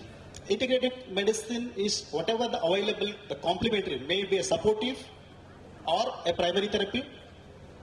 Complementary, that is the word complementary, and alternative therapies. As such, maybe an alternative to a conventional therapy. If it is helping, adopting this and treating is nothing but integrative medicine. Over the past decade, the complementary and alternative medicine as well as integrative oncology have become increasingly popular as a part of the holistic approach. I said, we should not treat patient just for the symptom actually. For example, if they come with ovarian cancer, I should not focus myself only to treat the ovarian cancer with surgery, chemotherapy or radiotherapy. I should take patient as a whole. What is bothering her? What is the financial status, or mental status, or physically she's fit to take a treatment or not. This probably I was not much into. I used to, as a surgeon, I was just thinking of whether she's fit for a surgery, finish up my surgery and refer to a chemotherapy or a radiotherapist actually. So here, this is partly due to the fact that advances in conventional cancer treatment, I said, the life is prolonged. At the same time, definitely the patient will have some morbidities, the problems. According to the National Center for Complementary and Integrative Health, the complementary and alternative medicine is the most popular term actually than the mainstream healthcare practices that are not standard medical treatment are used to support or replace conventional medical therapies. I'll tell you one more example actually. I don't know how this institute is related to Sai Sarala Memorial Hospital in Mudereli. I'm a faculty there. They'll call me for onco cases and laparoscopic cases. I happened to meet last time when I went for a few cases. I happened to meet a renowned person, Dr. Vasudev Upadhyay. I think most of you know it. He was a HOD in the Department of Anesthesia in St. John's, one of the reputed medical colleges in India. He told me he was the one who started the pain management in Karnataka. He's a pioneer, one of the pioneers in India. He had done a lot of work on that. He learned a lot of things from Western world also. As he was in St. John's Medical College, he went to Western countries, he learned something, he came back and he started. His institute actually happened to be very close to NIMHANS and Kidwai. I think Kidwai is a regional cancer institute in Karnataka. NIMHANS is, I think you all know, South Indian reputed neuro institute. He used to get a lot of end-stage patients. In our practice in allopathy, there is a term, I think you all know, there is something called as palliation. When I cannot do anything, I'll send the patient, go for palliation. I say, I call the attendants, I'll tell him, I have done my best. There is nothing much can be done. You take the patient home, take care of her till her death. There comes the question of the end of life care. Those palliative centers, hospices will come. So he was very close to those two institutes to get a lot of cases. He in fact used a term like those big institutes used to dump. Initially I had an enthusiasm. Whatever I learned from the Western, I used to treat.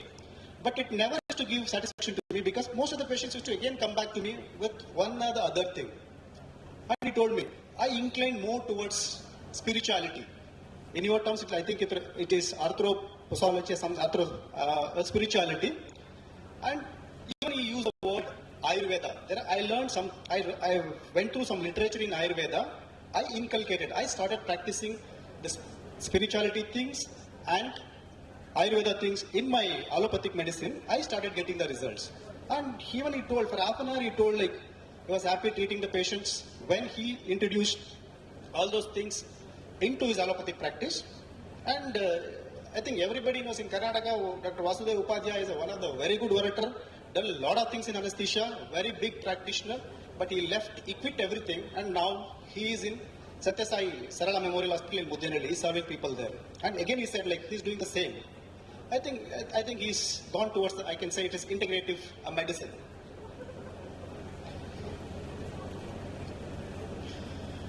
Integrative medicine focuses being supportive. There are a lot of evidences now. I think the previous speaker told there are a lot of evidences that integrative medicine plays a vital role. There has been increased demand nowadays. And definitely to the tune of about 43% are more inclined towards the integrative medicine. Even the people are aware of it actually.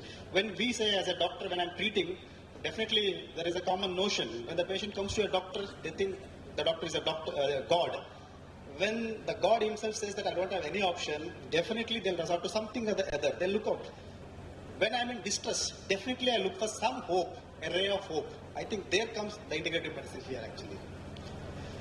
And I said that globally the most common cancer among the women is breast cancer. Definitely as the patients are more, maybe the acceptance of integrative medicine among the breast cancer is also more. That is up to the tune of 90%. Overall gynecological cancers, I think it is up to the tune of 43%.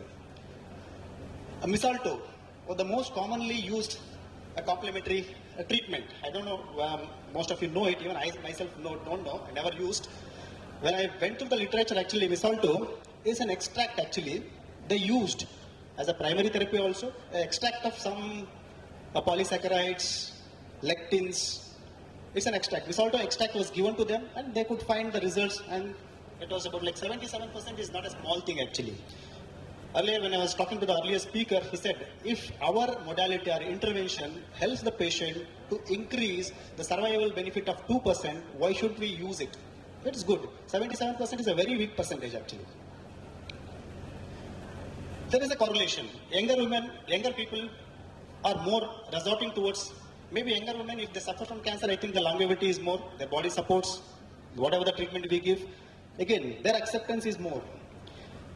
There are questions again, like, even when I'm a doctor, allopathy, gynae onco, practicing since 10 years, when I was not knowing about integrative medicine, I was not practicing, probably the awareness is required. I think you people have to bring in a lot of awareness among the doctors who are treating the cancers or anything for that matter actually. Here the integrative medicine awareness among the people also should increase, and even among the doctors of cross practitioners. Like cross practice is nothing but those who practice, I think cross references are required, I think. When as an allopathic practitioner, I should give cross reference to an Ayurvedic practitioner who practices all these complementary and alternative medicines. This has to come in actually in our practice.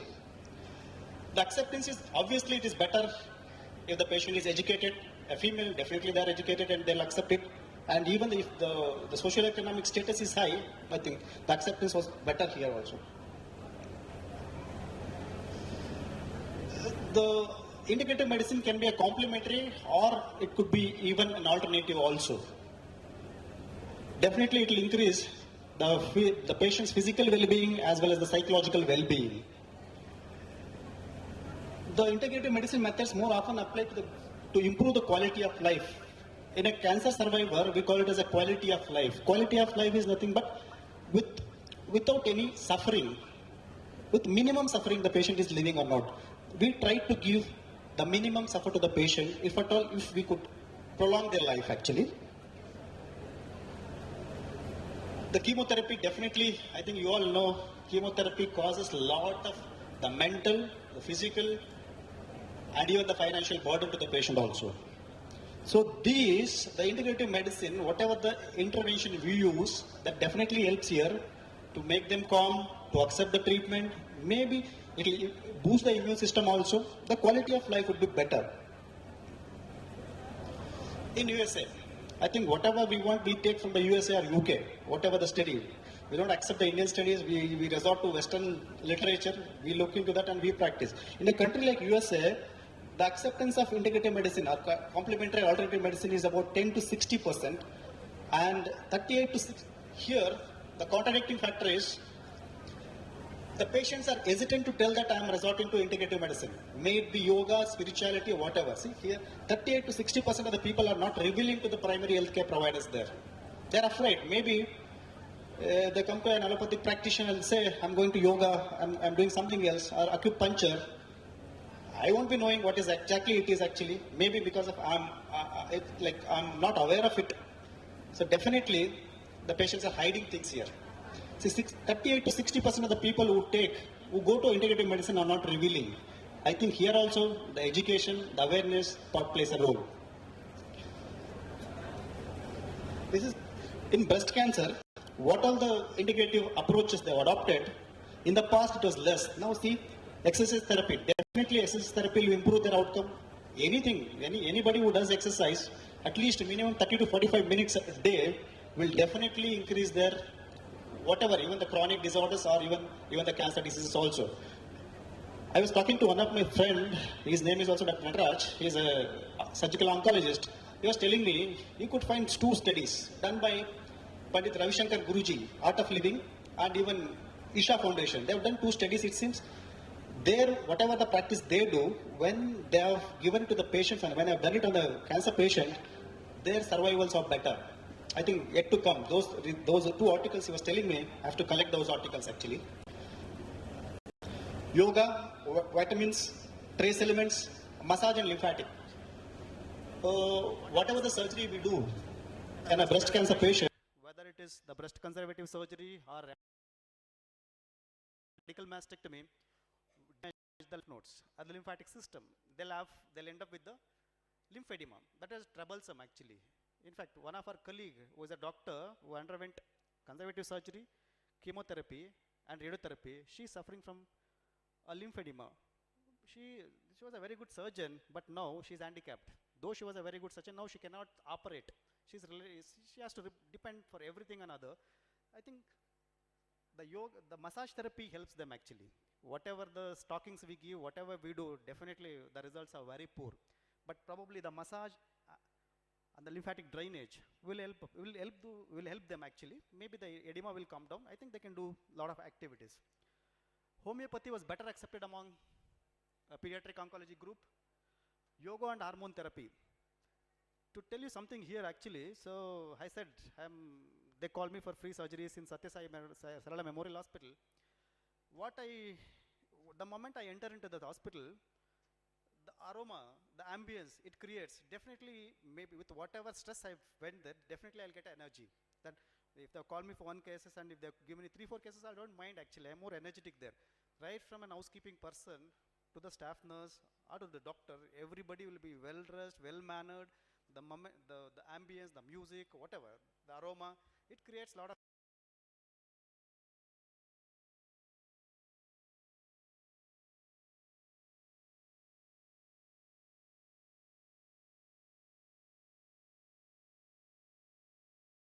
energy among even the patients also. So here the yoga definitely will help them. And even among the, this is the same slide, the gynecological cancers also, the same things are better accepted nowadays. Be it be exercise therapy, whatever, like osteopathy is, I think you all know, osteopathy is like to treat, to relieve, the manipulation of the spine and the joints again. Training. So autogenic training, I think, who is not required an autogenic training these days actually. Autogenic training is nothing but the relaxation actually. If it definitely, whatever the practice I do, whether Ayurveda or allopathy, if I'm more relaxed, if I can do a better surgery, if I'm more relaxed, why shouldn't I accept it actually? It's not only, should not, what I mean to say is, this integrative approach should not be limited to a patient or a gynae, whatever, like the chronic disorder or oncological things. It can be inculcated into the lifestyle also. So that definitely that will prevent the chronic non-communicable disorder.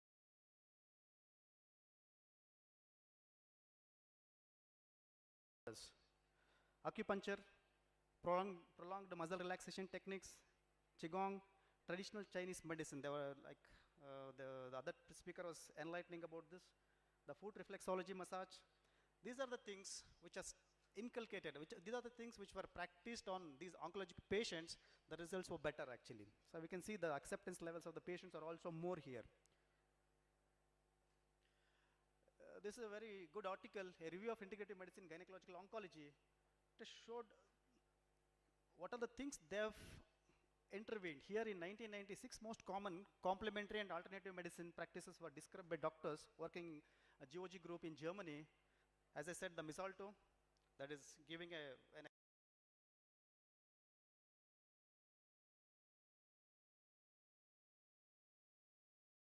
extract of some mixture that's called as a Misalto mixture.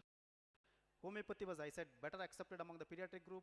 Acupuncture, use of selenium, vitamins, diet have improved the quality of life of these people who have survived for a longer time. Similarly, the suboxynetol, that study done in Thailand, where they used the Buddhist prayer. Just now I told, when I went to Sai Sarala Memorial Hospital, the moment I hear the music, the prayer music, definitely I'll get energy. Definitely it will help even the patient also. The phytotherapy, physical exercises, even Australian study by Mark et al. Again, there also he showed the acupuncture,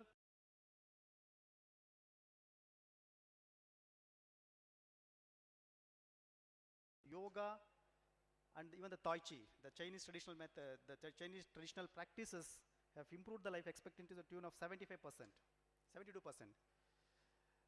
There is a good evidence actually. There is 50% reduction in 10-year breast cancer mortality with a regular diet. 5 portions of fruits, vegetables distributed over the day, and even the sports physical activity also has reduced mortality to the tune of 50. 50% is a big percentage actually. And what we are doing, we are just eating whatever we eat. Maybe we are just modifying and eating, that's it. And the physical activity is one more thing. The mindfulness-based stress reduction training. Who is not required for this actually? This mindfulness-based stress reduction technology, every one of us is required in this modern world. Yesterday, when I was doing Raj Bhavan, when he entered Raj Bhavan, it was around midnight, 1 o'clock. He could see some charm on the face of PM. And at morning 5 o'clock, he was in the field and he was doing yoga. He had the same charm in the morning also, even at 1 o'clock in the midnight also. So I think everybody should practice. Definitely, if that keeps me so much refreshed, more energetic, why shouldn't I use it? And that can be used even for our patients also. acupuncture, chemotherapy definitely causes vomiting. Vomiting is one of the troublesome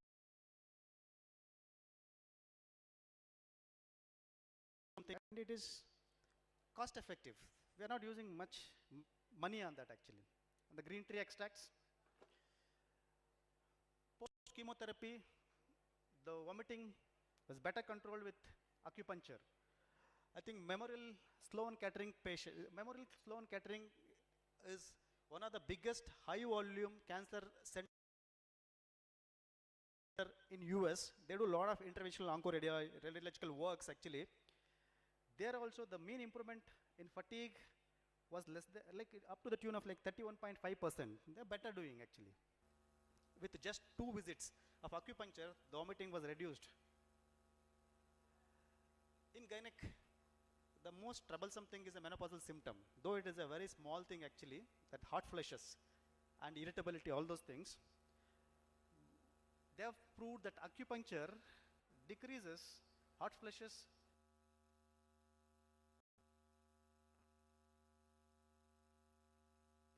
to the tune of about 3.7%.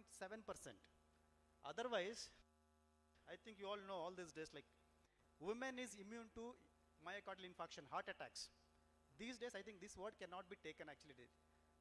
No woman is immune to heart attack, because nowadays we are getting heart attacks or MI even in a 20-year-old girl also. But most of the times actually woman is immune in her reproductive age group. Once she attains the menopause, the risk is same as a man. Here, if I add hormone replacement therapy, HRT, for a woman who has attained menopause, again the risk of giving her a myocardial infarction is more. Instead of, again the HRT is costly also, the risk will be increased. If I resort to acupuncture, if it is reducing the vomiting, I think why should we do it? There is one more article, the complementary therapies in clinical practice, a recent article, no. Nowadays, in our common practice, we say it is ovarian disease is a chronic disease, something like diabetes, hypertension, it will never go.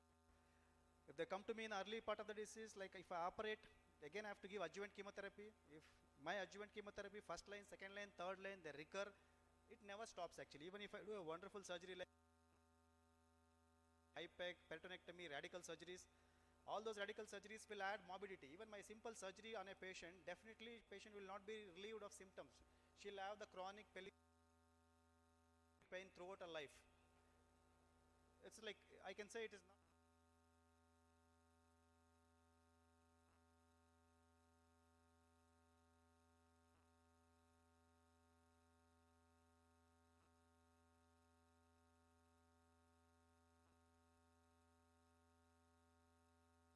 Achieved remission with the initial treatment. 17.5% had a partial response and 7.5% showed the progressive disease. Overall 5-year survival was of 40 cases, it is 53.1%. The overall 5-year survival was 43.1%. When further 5-year survival for cases who received complementary therapy only was 75%. This is a remarkable number actually.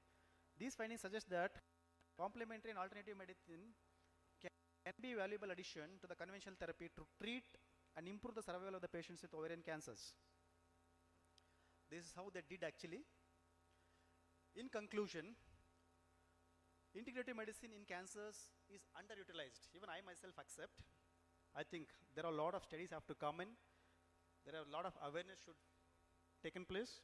I think you being these practitioners, I think you should educate other practitioners, the cross specialties. I think then we will have a lot of research, then a lot of evidence will come up. I think we can integrate into our conventional therapies. This case series again is a retrospective study, but certainly offers some insight that definitely IM has a role here.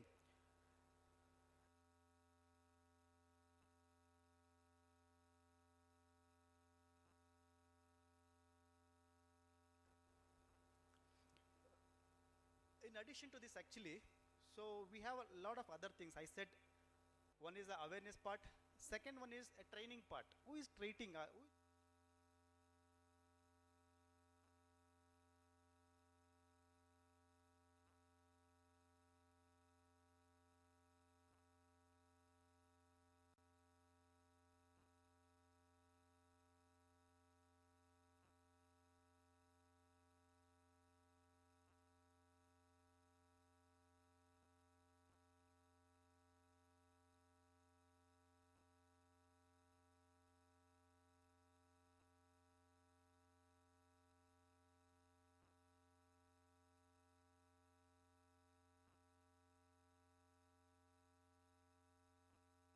consider this in the hospitals. Maybe yoga, acupuncture.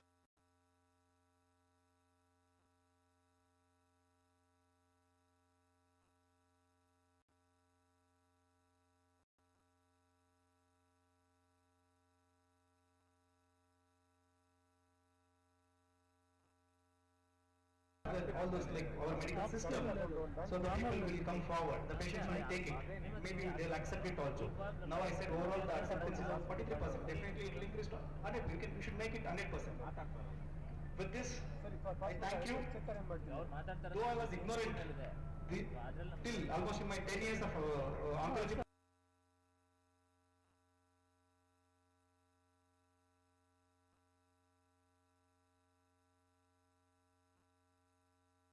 Complementary medicines must be in the form of Ayurveda, yoga, and other herbal therapies, and they can relieve chemotherapy induced symptoms a lot extent, and immune system also can be boosted. This will be the benefits we can get from cannot directly give some of the therapies because of some legal issues. We can have a team of modern as well as Ayurvedic doctors together, and we can have a equal to equal Ayurvedic treatments, because just giving Ayurvedic therapy along with some modern therapy is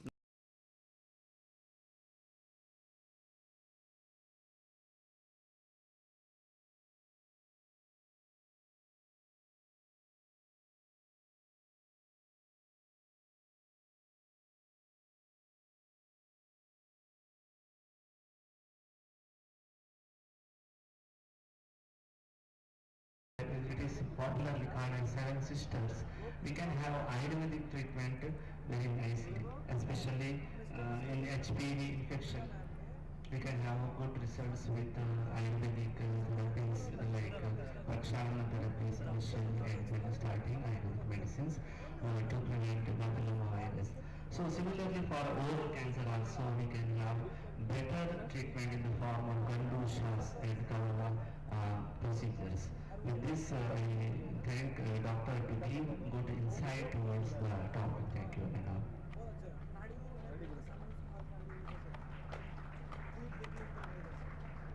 Thank you so much, sir. I would request Dr. J. Ganapati Bhatt, sir, to felicitate Dr. Natraj, sir.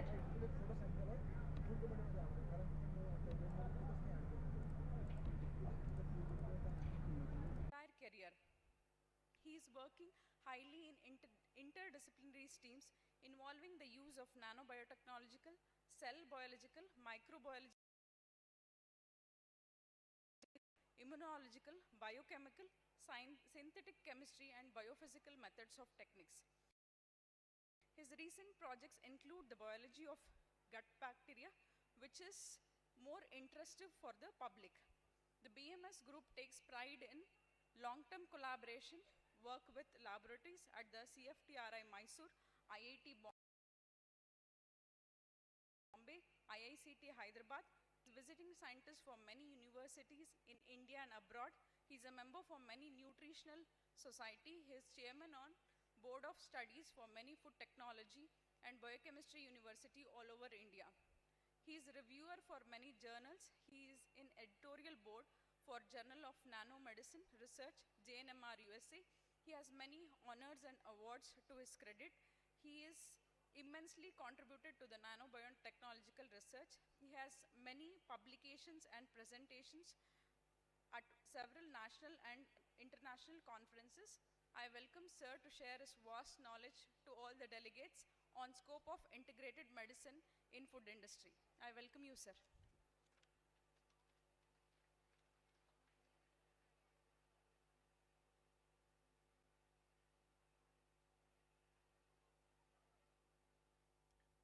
Afternoon.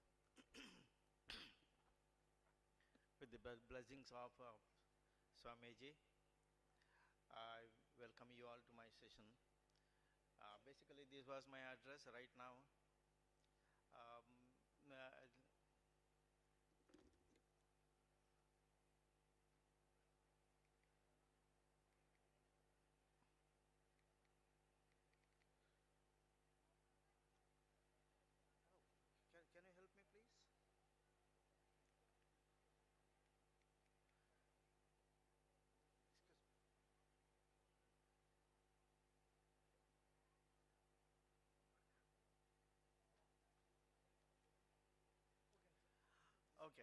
comfortable now. Thank you so much.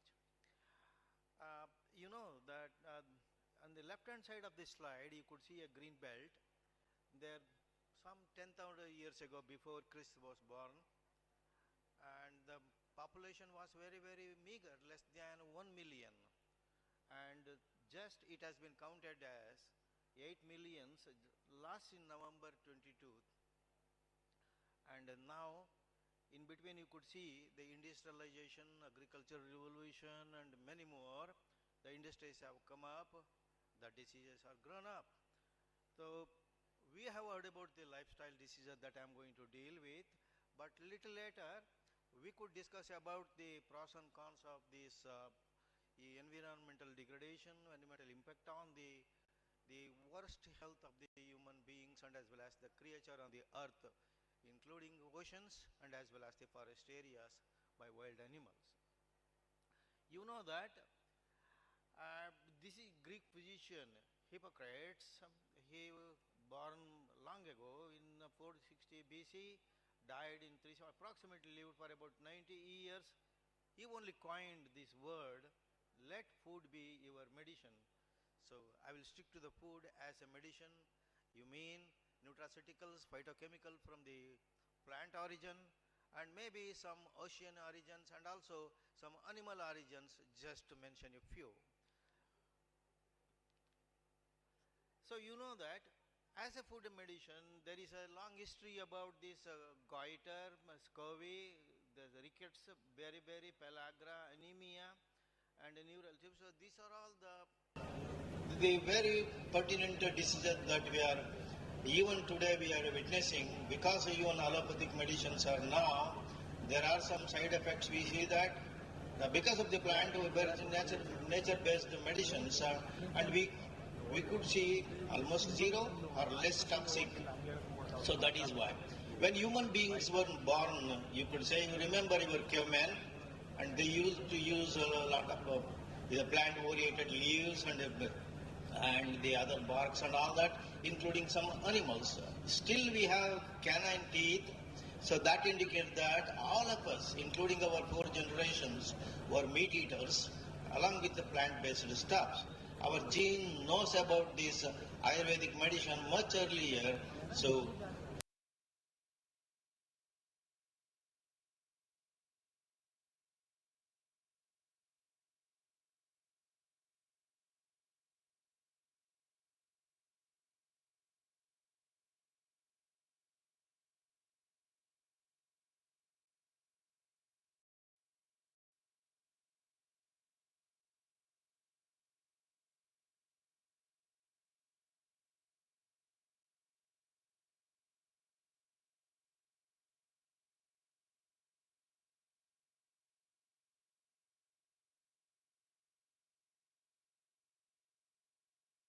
stuff. So integrative medicine, you know that, and you are well familiar with this since yesterday, and people are talking about this integrative medicine. Dr. S.L.N. Shastri mentioned what is integrative medicine, and integrated medicine is just differentiated between these two words, and it's a whole body treatment, and there may be a commercialized, community-based, customized products are now being dumped into the market very in a slow manner.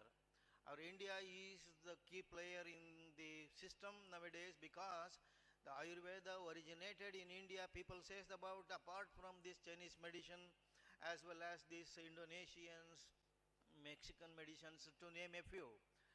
And love that it emphasizes the therapeutic properties between the conventional medicine and as well as the alternative medicine to say.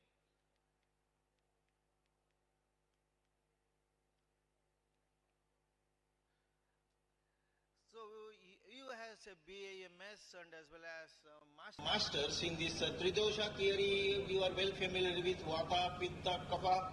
We biochemists take that as a metabolism in which Pitta is the metabolism, Vata is the catabolism, where Kapha is the anabolism, where degradation and synthesis are taking place in the body in the presence of certain cytochrome systems in the body, glycoproteins, body the degradation as well as synthesis taking place in the micro tissues as well as in the biological entities, that could say from starting from the lowest creature to the well-born human beings.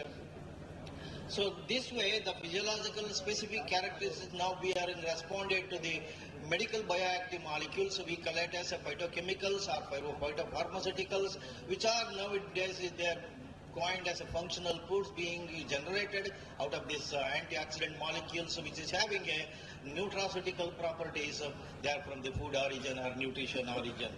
So there is an imbalance between the Vata, Pitta and Kapha, and this balance can be the balance can be well attended by the engineered Ayurvedic medicines. Maybe Ayush is taking care of all other Ayurveda medicines, in Siddha, Yoga and others. They are mixing with the certain diets we are using.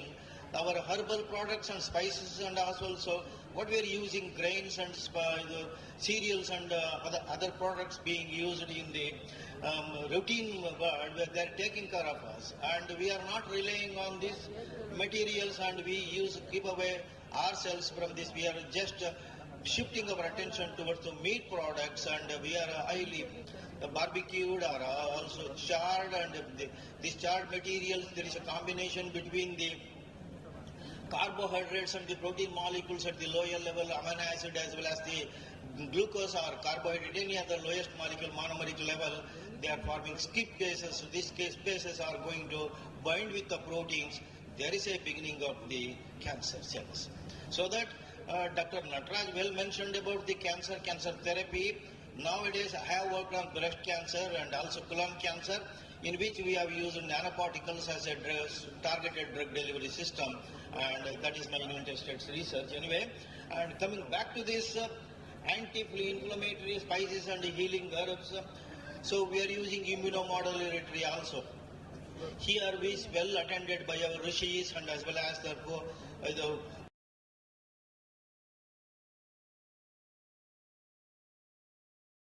great engineers of this Ayurveda, and now Ayush being generated, and now it is gaining popularity all over the world, including US Food and Drug Administration, including our system also. So superfoods are being generated. Look at the bottom of the list, including yogurt, soya, spinach and other communities, beans, berries and cereals and minerals also. So cereals, pulses, tubers, including nuts, plays a dominant role. Fruits and vegetables, it is being told by our forefathers and not only from our elders in the body to eat some fruits and as well as vegetables. They are the root basis to cure some certain disorders and the diseases in our body. So that beans and pulses counted as a substitute for the meat. Why do we need meat? We need meat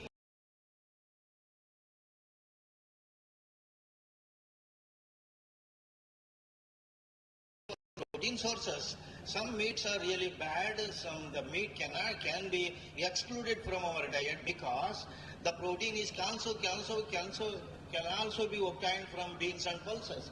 That is why it's nothing but a substitute for the meat. They have the equivalent nutrition part.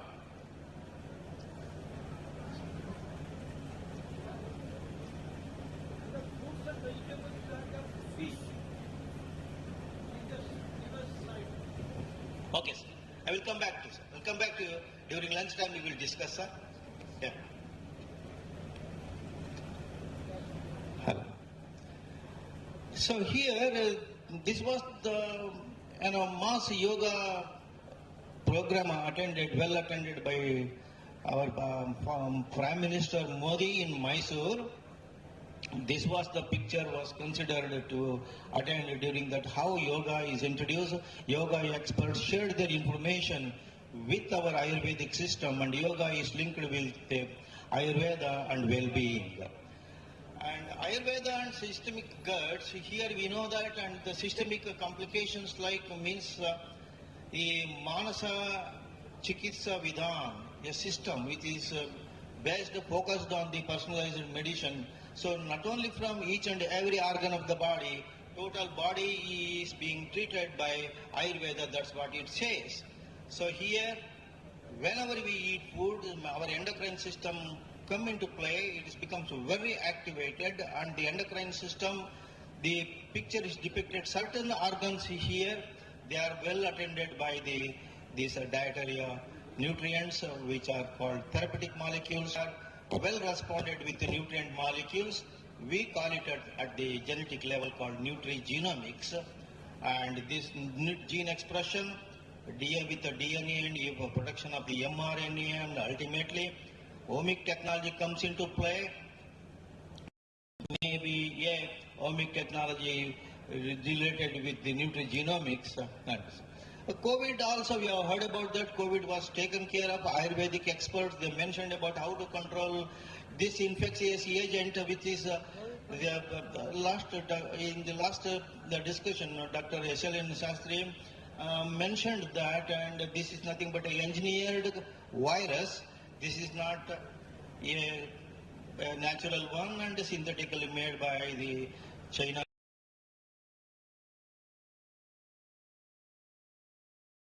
laboratories, and this was the reason why we are unable to take care of this vaccination program in a predicted manner.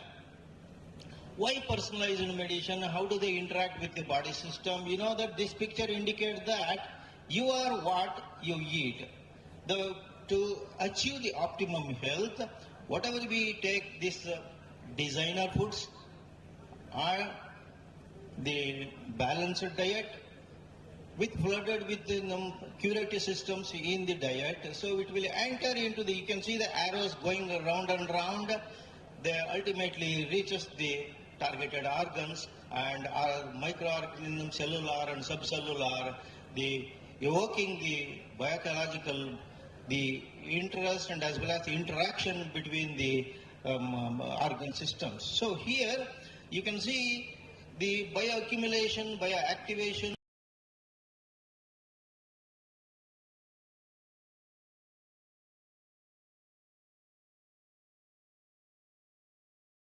these therapeutic molecules when we eat them, so enters into the bloodstream and ultimately graded or synthesized, or else the active particle enter into the each and every tissue organ systems, and they interact with the system so that it can be achieved well even in the vitro as well as in vivo studies that has been proved. And also our forefathers and from generations, epidemiological studies that is being undertaken today and demographic studies being undertaken today is well attended and proved that we are successful in attending these kind of diseases using Ayurvedic system.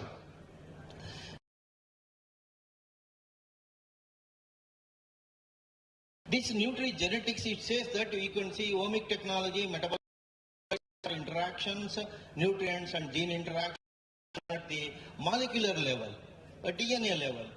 The DNA is going to generate mRNA, maybe transfer RNA, and some other microRNAs, and all going to be generated. Ultimately, enzymes or protein molecules are our target molecules. They are going to be well attended. So this is at the molecular level you are familiar with. Now, that diet related, that is lifestyle diseases, this is new word. If you ask your seniors and as well as elderly people, and then they have not heard about the heart diseases earlier. Cancer was not known. Stroke and as well as obesity and diabetes were unheard.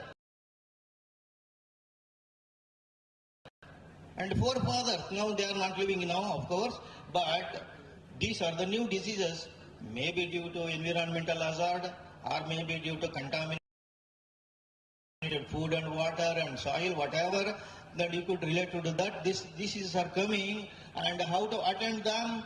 Well, with the nutrients. A recent threat of inflammatory diseases like coronary artery, you could see the pictures here over there.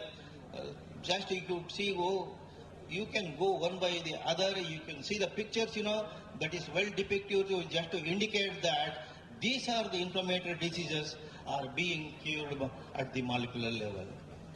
And you know that integrative medicine as well as the cardiovascular diseases, or you can arteriosclerosis or atherosclerosis, blockage, or even the stroke in the brain, so which could be well attended.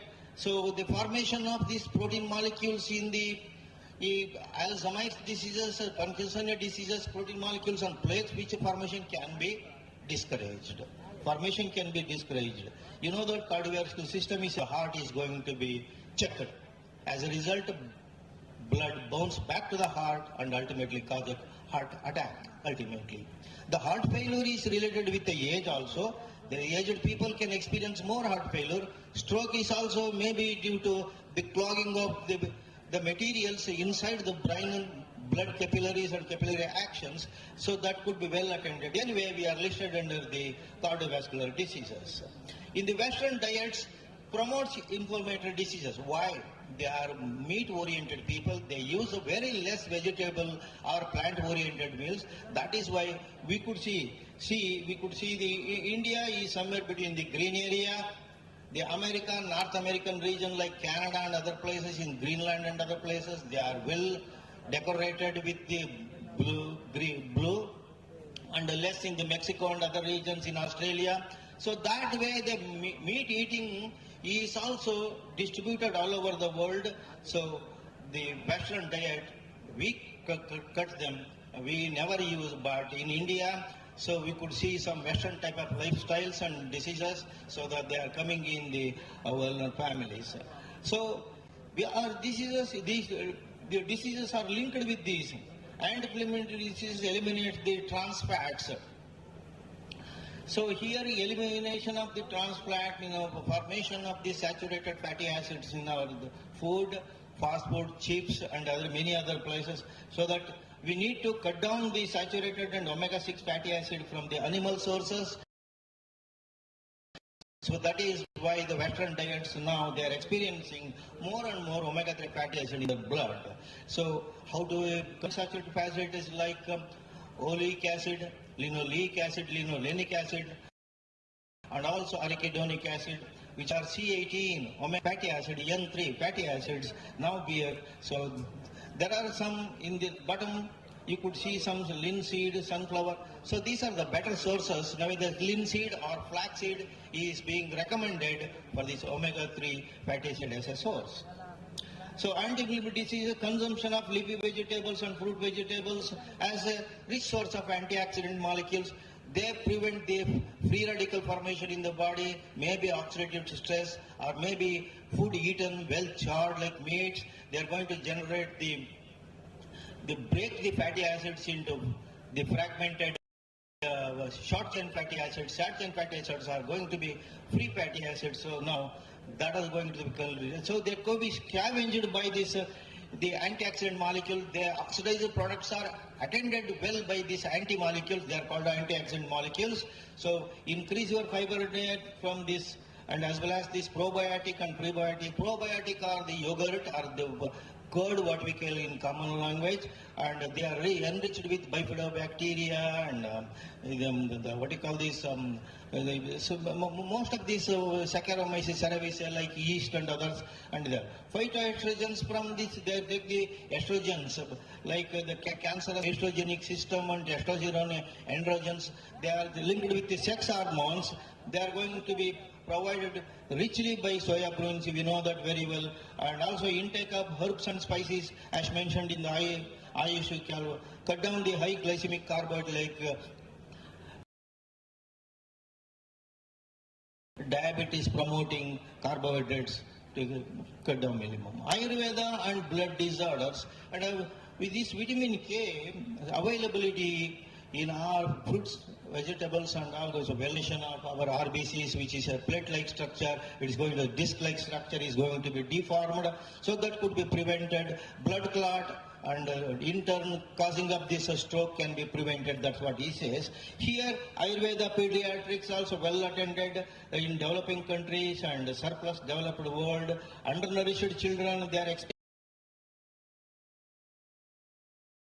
experiencing this. Ultimately, they have certain related disorders that could be, and Ayurvedic pediatrics is now taken in Tanzania and South African countries. and also in South Asian countries was like that, and after the treatment with this experimental basis, the child got cured, and this is just a pictorial matter. So how Ayurveda can cure the skin related, other related. Just an example, this is edema. You know that the swelling of these body tissues where accumulation of water, because of accumulation of water take place when there is no protein in the bloodstream or less protein in the bloodstream.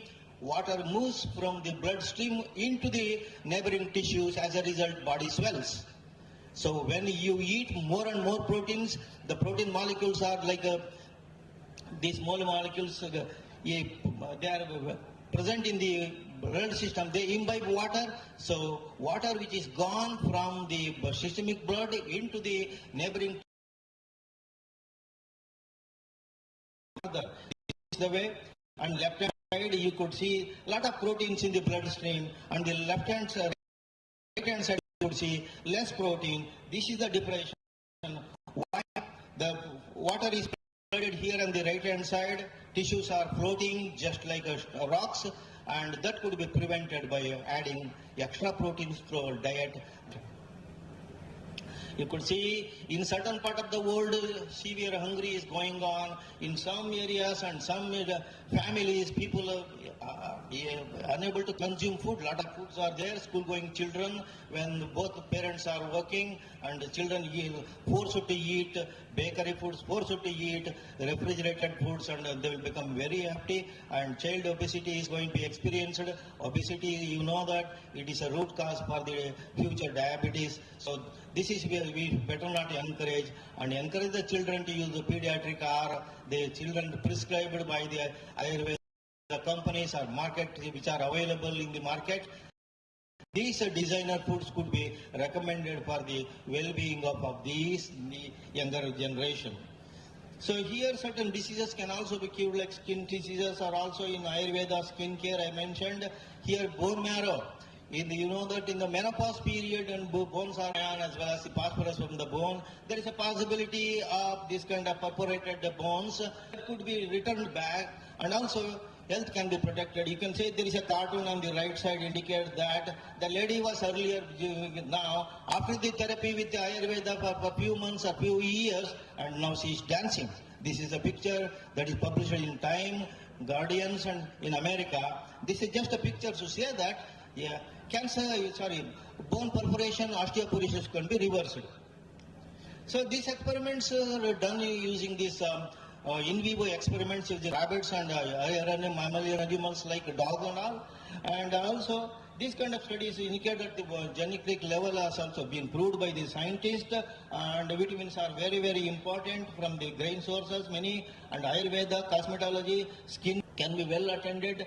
The listed on the top are some sources from the including our turmeric and also cosmetic industry. Nutraceuticals are revolutionizing, and health promoting micronutrients are there. So this is the picture. You could see that arrow marks indicates each one will going to attend the one. The efficacy of Ayurveda formulations and functional foods which are with different names. And here we use this list of these carbohydrates, proteins, vitamins and minerals, these molecules in a different manner.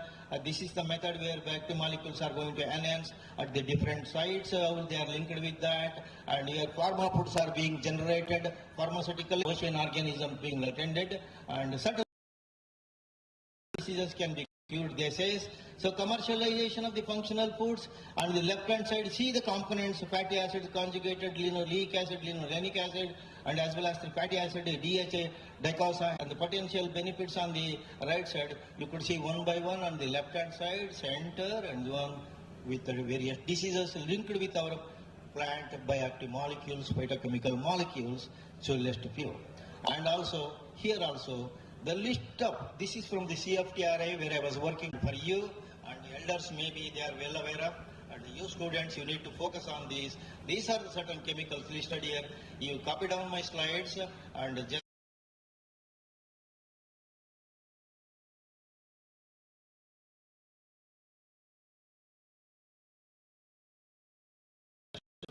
benefit from out of this.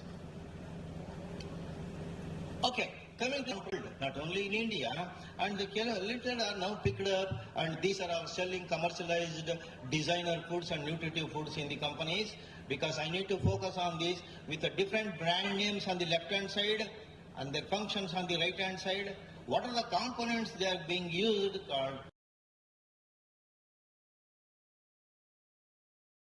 at the center? Ayurvedic functional foods with a different brand name, components and functionals.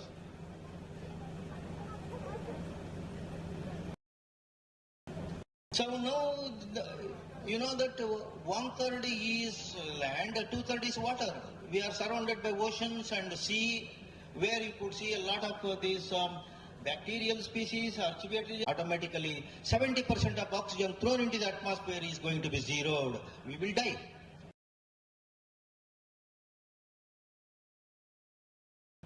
And not only if you kill 100 plants, I don't blame you. Don't kill the soil, whether that is soil bacteria as well as the oceanic bacteria which is present in the water bed. So here, these are being exploited now. Ocean products are being like marine nutraceuticals, cosmeceuticals, including this our polyunsaturated fat from microorganism from the sea. Lipid barren, this is the one, Pinjunecoccus and Paranoid, this is grown in CFTRA along with the Doniella and Chlorella species.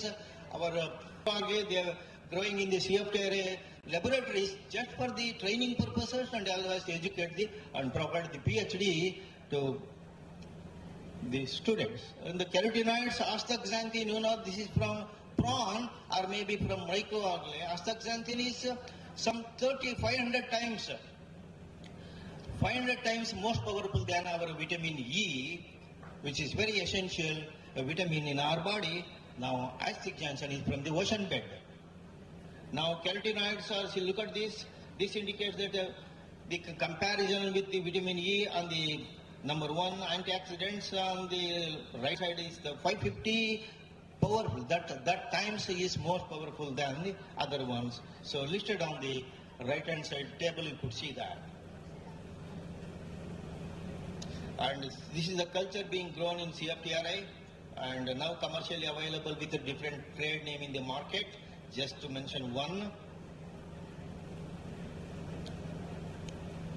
World market, you could see that North America is the prominent buyer, including Europe, followed by Asia Pacific region, Latin America and Middle East and Africa.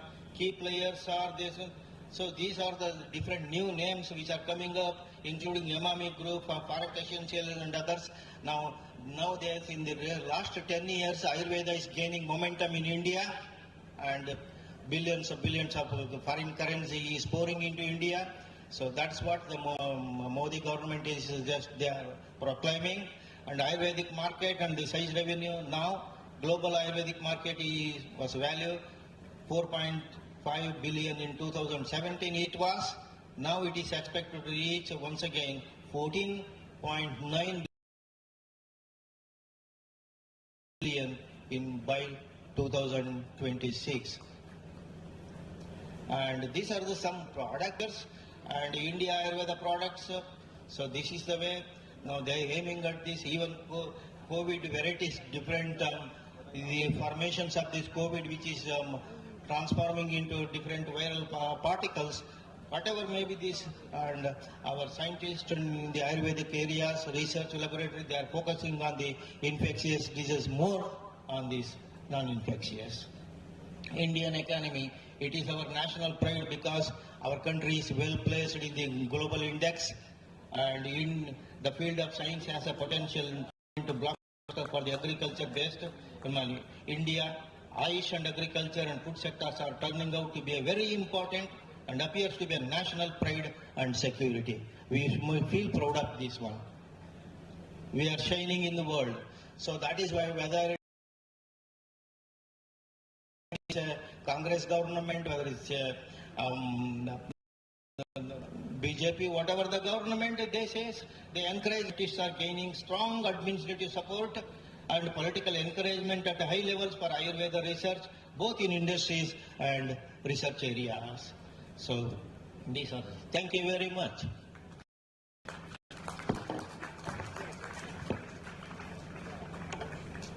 Sir,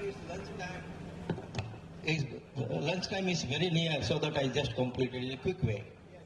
Thank you. Thank you for your patience. Welcome. If at all, if you want to discuss with me, maybe in the lunch areas. Thank you. I can't hear you. Can you have this? Oh, I can card you. It's in my car, sir. I will get back to you. Please meet me there. Thank you so much. Thanks for patient hearing. Bye.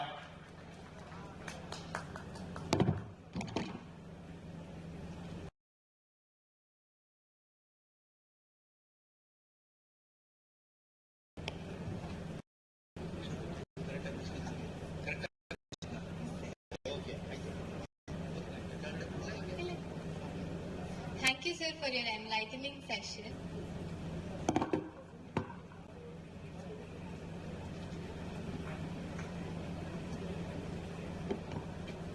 Today, as I entered the campus, I was greeted by the students of this institute with the Ayush Ahar. It was prepared using Yawa, Masha and other products. See, for this year, there is a concept is that Ayush for Poshan.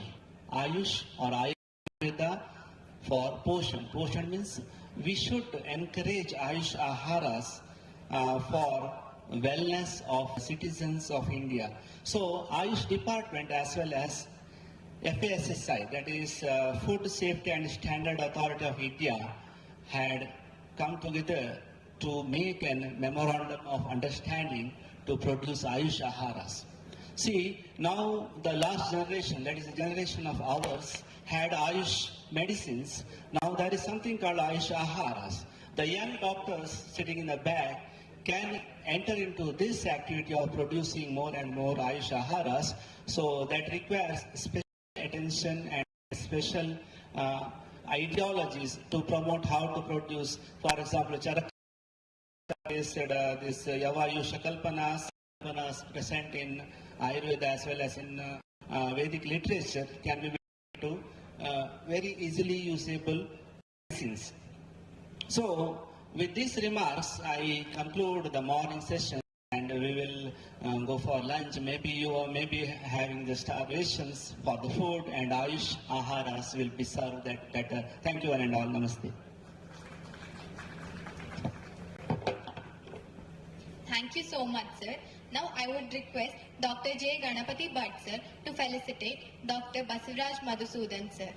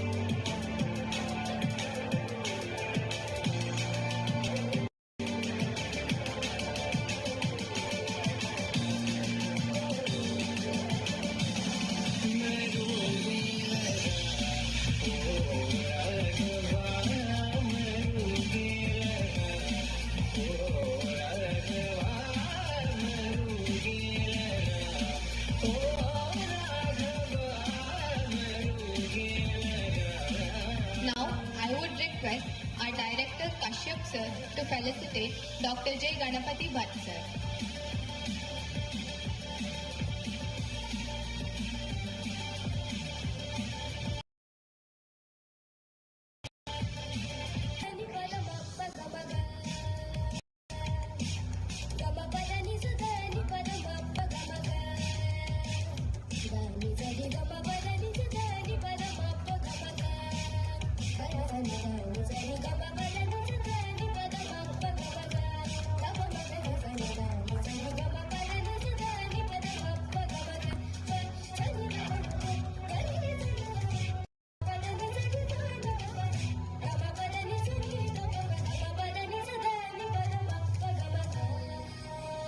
Thank you, sir.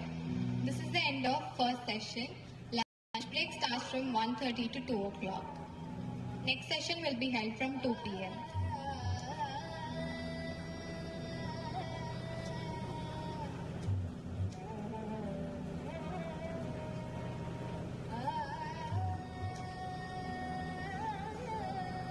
ಅಲ್ಲಿ ಸ್ವಾಮಿದು photo ಅವ್ರು ಬರ್ಬೇಡ ಅಂತ ಹೇಳಿದ್ರಲ್ಲ ಅವ ಅಣ್ಣ ಅವಾಗೆ ಬಂದು